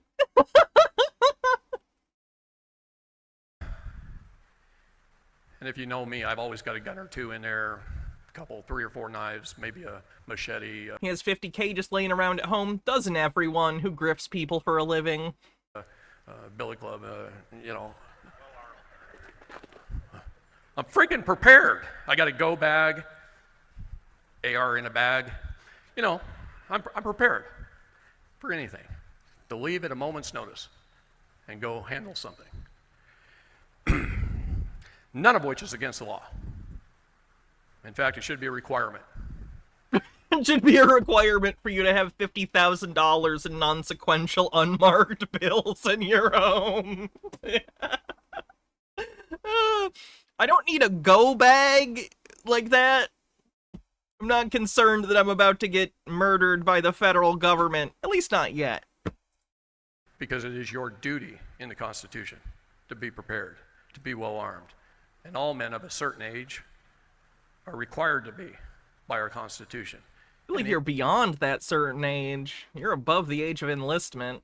Anyone else who wants to. Read your Constitution, it'll tell you that. Okay? It's your duty.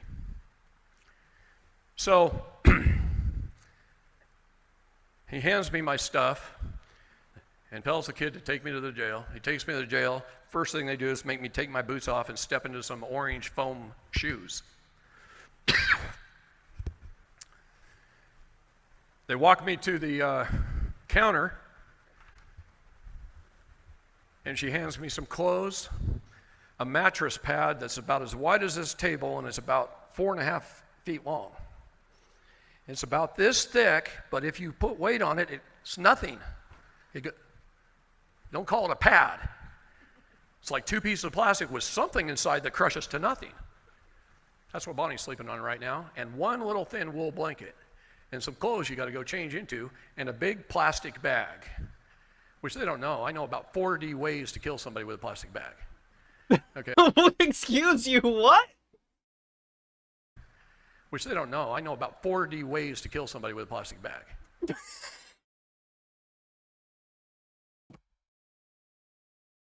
Well, he's got me beat. I can only think of 1, maybe 2. I could think of 2. 1, if it's like a plastic bag, like a garbage bag, maybe you could garrote someone with it.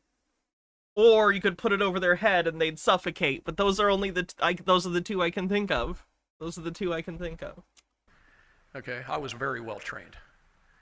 So, they give me this plastic... Shove it down their throat so they can't breathe. There's the 3rd one. Plastic bag to put all my stuff in. And send me over to a little room, which really isn't a room. It's a wall about this tall. So they can see your face. And you change. You take off all your clothes and put everything in the bag.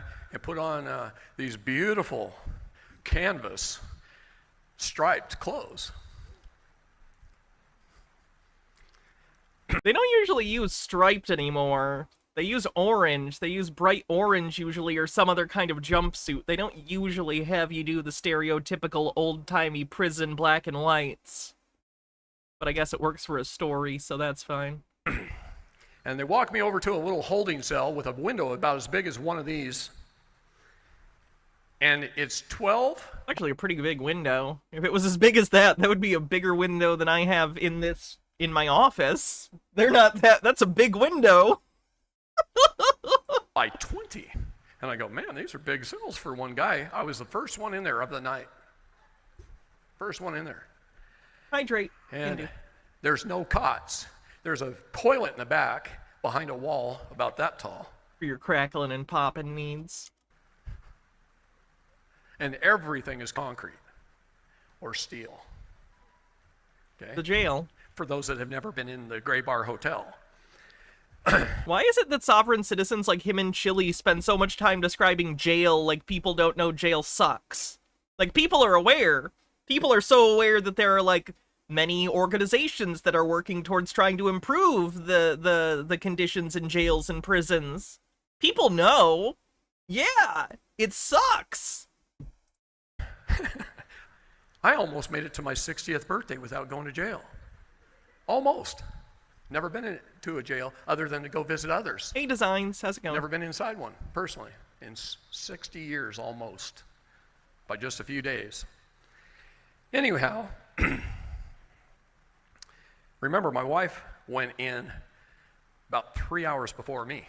Because their suffering has to be unique. That's a fair way to put it. It's them. It wasn't real until it happened to them. In fact, she was arrested at 5:03. Jail or prison? I think he's talking about jail, because he's talking about just post-arrest, and I think his wife is in jail, not prison, but I could be wrong. I was arrested at, well, 7, but Hey, by the time I got Pagemaster, done how's it with going? fooling around with my truck and stuff, it was Texas still 8:15 uses stripes? Oh, I didn't know that. Very old school. when I got to the jail to be booked in. They don't give you any food. They don't give you any water. You have to ask for a styrofoam cup if you want water, and then they show you where it is, and you smell it, and it smells like bleach.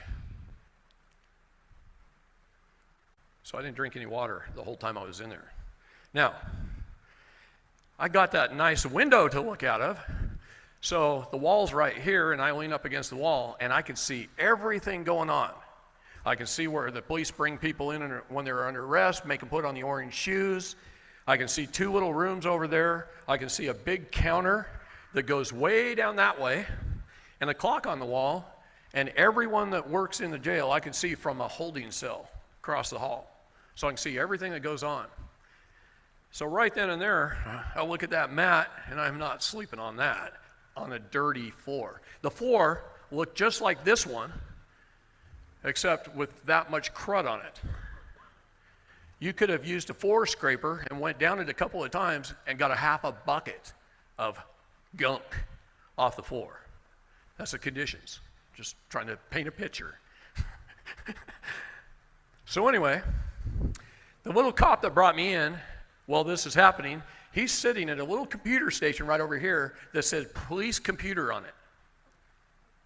And he does the paperwork, and it takes him about 10 to 12 minutes to do the paperwork. And then as the counter comes down, there's a girl over here, and she's the one that takes your fingerprints, takes your little picture, all that kind of stuff. Didn't I have the best mugshot in the world? I had a grin on my face, right? I felt good. This was going to be great. I'm not owned. I'm not owned. Experience. How very strange. That's a cope. Wasn't my mug shot beautiful, folks? The best. I knew it right from the get-go. And she was kind of a attractive little blonde. Again, he's a pervert. What is wrong with this guy? He's the boomeriest boomer to ever boom.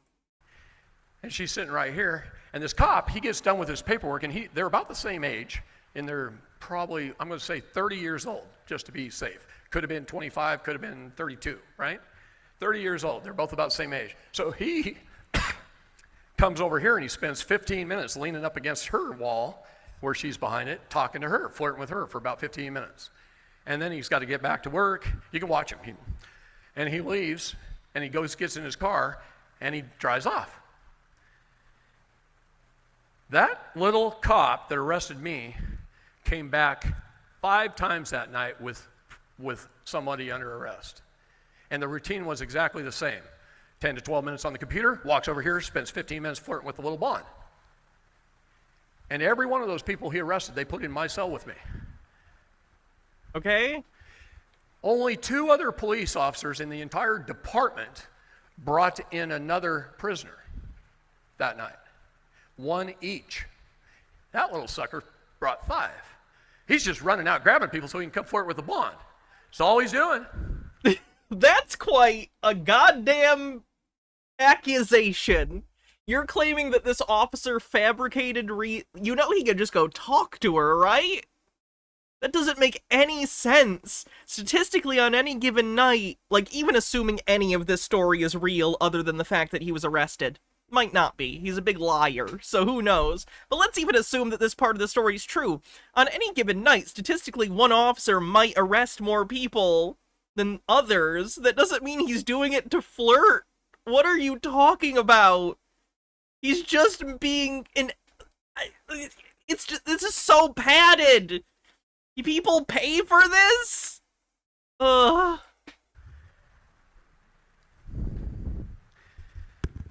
So, I stand by that window till 5:30 in the morning. watching everything that's happening, everything that's going on, everybody coming in and out. Just documenting everything. At 5:30, I watch a guy in a suit come in. And those two little rooms that I said were way over here, one of them he walks into, he's the judge. Okay?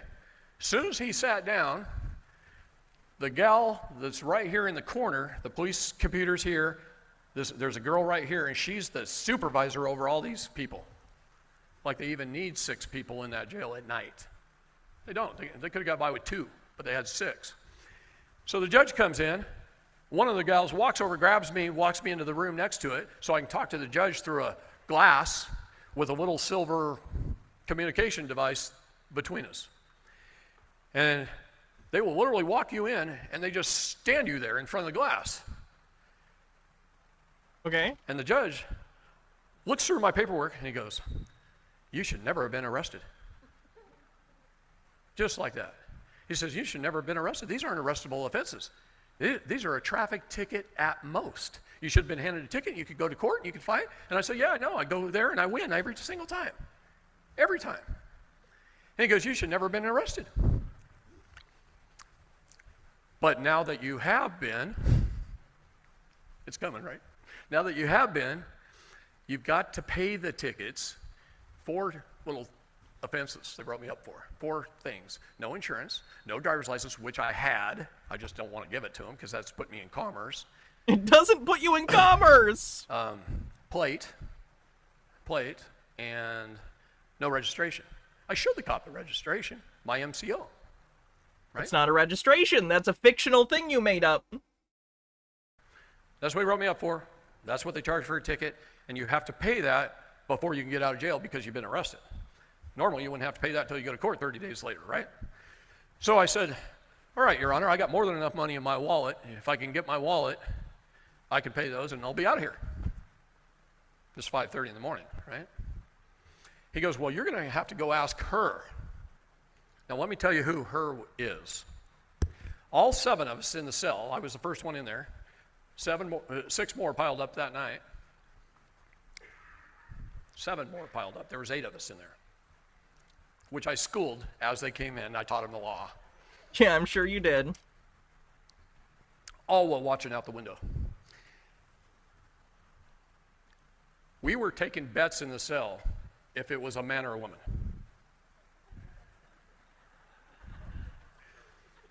Kind of looked like a woman. Her skin was smooth. This is gonna get yikes. I mean, it's been yikes. I feel like it's gonna get personally yikes. Well, she had a really butch haircut and about 350 pounds. Looked like a refrigerator with a head, or a roller derby queen. And we didn't know for sure. I told them it was a woman. I turned out to be right because I heard her voice. They didn't get to hear her voice.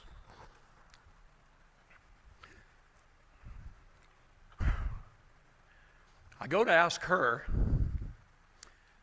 "No, you can't have your wallet. There's a phone right there on the wall. Call a friend to come pay your fees." It's 5:45 in the morning. My friends would shoot me if I called them at 5:45. For Halloween Town. So I said, "I'm going to wait till about 7 before I wake somebody up." Okay. She puts me back in the cell. Actually, she has somebody do it. I don't think she can lift herself off the chair. So she has somebody put me back in the cell, and at 7 o'clock, they get me out to go use the phone. And I got a hold of Leland, and Leland said, "Sure, I'll come down and pay your fines so you can get out." Well, he comes down. He's there at 8. He walks in through a different door with an armed guard walking him in, and he comes in, and they won't let him pay in cash. Not only that, all 4 of those little stinking charges, those little ticket prices, they wanted him to pay them separately in money orders. Not just one money order for the whole total, but each one separately. What the hell? Money's money. Take it. Doesn't matter how you give it, take it.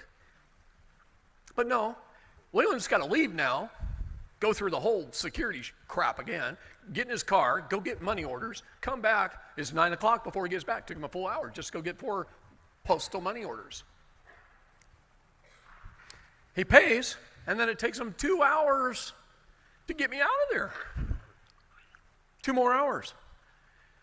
They told me they put a rush on it, that it normally takes about 4 to process someone out. They get me out in 2 hours. 11 o'clock, I walk out of the jail all in my clothes that I was wearing the day before, and I go out in the parking lot, and there's Bobby Lawrence. Flew all the way from Pennsylvania. And about a dozen other people. I had a whole crowd. In fact, when a crowd like that shows up into a jail parking lot and they're all standing around waiting, you know what the cops do? They go fucking nuts. They're driving around the parking lot. They called in the FBI. There's 2 guys in an FBI who rolled their window down and talked to Bobby a couple of times. What are all you doing here? And they're driving around. They're even still, they're all driving around the parking lot when I'm walking out, and Bobby's filming the whole thing. I imagine there's some cops that are coming and going. It's a police station. The audacity that he thinks that the cops coming and going must be for him is wild. Dumbest thing I ever seen. It's like, how much manpower does that take? Right? What'd that cost? More than my traffic tickets, I can tell you that. They're losing money right there. So Bobby and I get in the car after we hug everybody, and we go 5 blocks to the towing company to get my truck back. And we walk in the office door, and the guy was super nice. He says, yeah, I was born here. I went to high school here. I've been a business owner my whole life, and Cleburne's arrested me 6 times. That's what he said. Okay. And so he's doing the paperwork to give me my truck, and he's all happy about it. And it was way easier process than I thought it was going to be. But while we were standing there doing the paperwork, and I'm ready to pay the guy, a detective comes in. He says, hey, I need the keys to the fence. I got to get in the yard. I got to get something. And the guy just grabs the keys off the wall to the gate and hands it to him. The detective runs out. He goes out there, and he's out there for a while. I had special screws on my license plates, and they couldn't steal them earlier without a special tool, so it took them all night to find one. And he stole the plates off my truck, and he came back in with my plates and handed the guy the key right in front of me. And yeah, they're contraband because they're not actual plates. They're false. They're what's the word I'm thinking of? Forgeries? I don't know what the technical term considering their plates would be, but they're fictive license plates. I go, so now you guys are into theft of private property? See how I was setting him up? This is all on camera too. Theft of private property. He stole my license plates off the truck. So I pay everything, and then I turn around and I'm facing the windows, and I look out the windows, and there's like police car going down this street, police car going down that street. I can see 2 over there, 1 in the parking lot.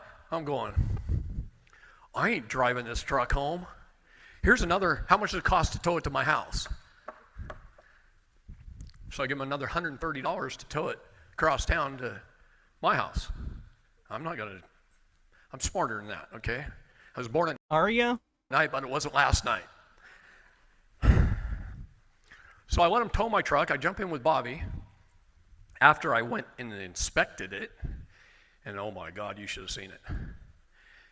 That briefcase was full of papers. I had a box of papers. I had 5 envelopes with 10 grand each in it. I had all kinds of Who keeps $50,000 in your car? Stuff. Everything was pulled out of every backpack. I thought it was in his house. In his car, he had $50,000. You fucking idiot. He's lucky they didn't take that money if he actually had it in his car. Papers all over. I couldn't have sat in there if I wanted to. It would have took me an hour with that to clear the driver's seat and the driver's side to drive it home in the first place. They just threw everything everywhere. I want you to get a really good picture in your mind of what's happening here, because this is building up to something. Okay? Is it? So I have them take it home. I still haven't cleaned out the back seat of my truck yet. It's a crew cab Duramax pickup, right?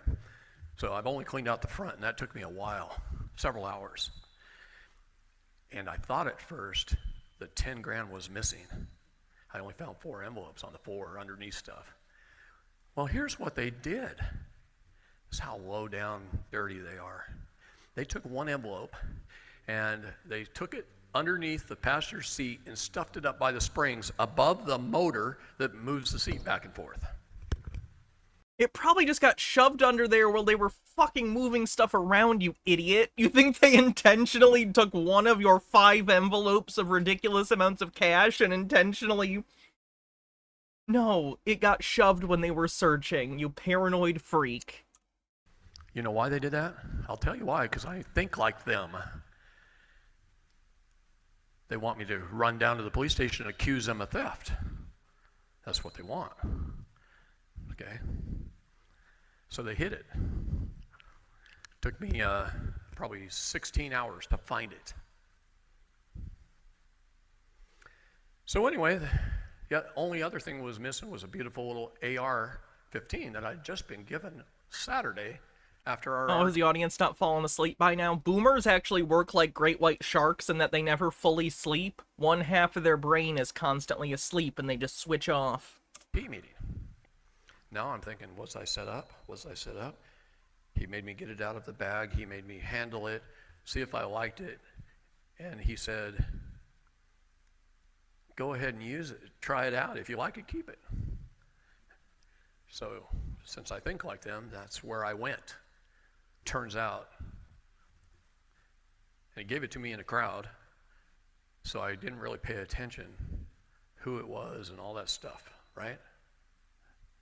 I just put on a whole day deal for the Republic, and I didn't know who it was. Well, it turns out, when I figured out who it was, it's like one of you guys, one of my best friends, right? No big deal. The gun's all legal, everything's fine, no problem. But Bobby and I didn't know that then, and we walked into the Cleburne Police Department so that I could get my property back. Oh, this is stupid. I gotta tell you, when you hear what they did, it's crazy. So anyway, we're talking to the gal, she goes and gets somebody. The second in command of the police shows up with a deputy, and Bobby and I are standing in the hallway talking to him. And he says, well, there's an ongoing investigation. We can't give you that back. If there's anything wrong with it, there's going to be some additional charges.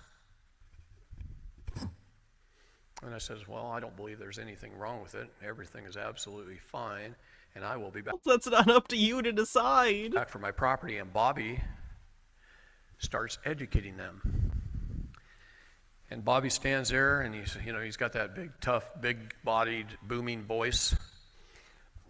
And these guys are listening. And he's throwing stuff out, and they're going like this, and they're actually leaning forward towards him, soaking in everything that he says. Finally, I'm going, when's this lesson going to end, right? I got things to do. I got a wife in jail, and Bobby's sitting there, time wasted in my opinion, but it wasn't. Okay, I was in a hurry, he wasn't. He had a process. And he leans over to that, as soon as he was done what he's saying, he leans over to that police deputy chief. And he says, here's what I want you to do. I want you to investigate this man thoroughly. And he points right at my chest. What the hell, Bobby? What? He goes, yeah, I want you to investigate this man thoroughly. You turn over every rock and every stone. And he says, as soon as you find something, he says, you guys won't even know what to do with it when you find it. So Bobby and I go home to start to think about how we're going to get Bonnie out, right? We're sitting on my back porch at home, out on the back porch, having a tea. We both got our computers out. We're starting to write documents for Bonnie. And Bonnie calls me right... Surprising to me, he doesn't strike me as a tea guy. Before 10 Hydrate. o'clock at night, because they cut her off at 10. She can't use the phone after 10. So she calls me like at 9:40, and her phone rings, and I'm talking to Bonnie, and my phone's ringing some other line. I'm ignoring them, my phone keeps ringing, and it was a police officer trying to get a hold of me. After I got done with my wife, and it's about 10:05, I try and call him back. His name was Lee Scott, Officer Lee Scott. I want you guys to remember that. So I call back a couple of times. She keeps telling me he's busy. Whoever dispatched. I'm trying to find a good place to, like, bookend for the day, but he just meanders. This story is just meandering on and on. Or whatever. He's busy. I'll have him call you. At 11 o'clock, my phone rings, and it's Officer Lee Scott. And it goes something like this. Hey, that AR, everything's fine with it. If you got time, you can come down now.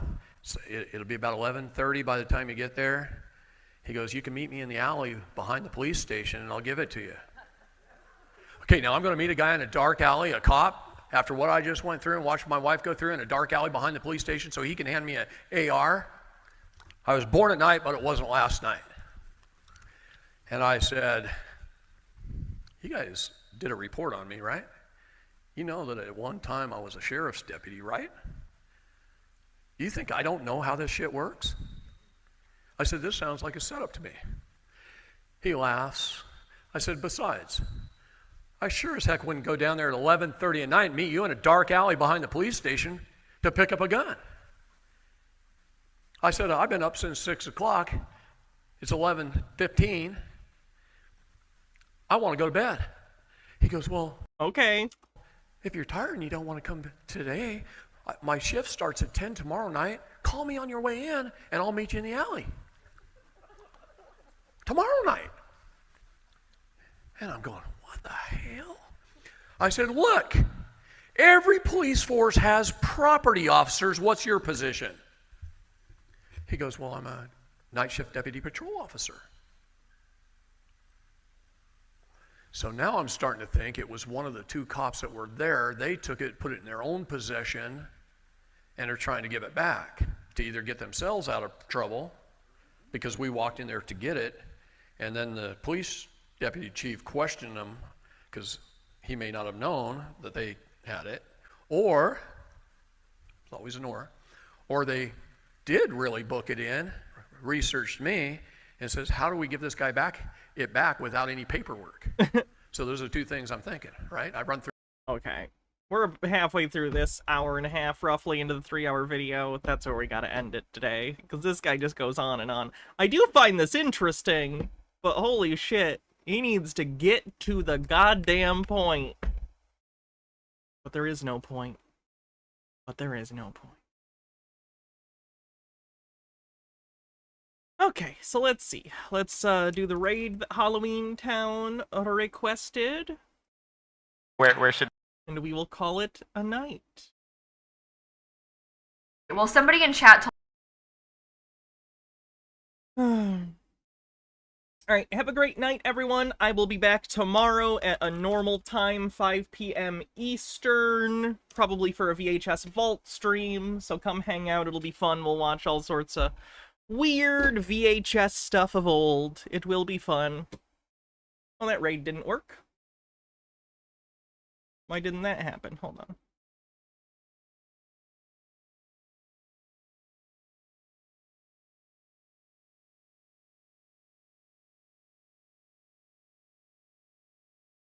There we go. Don't know why that didn't work the first time.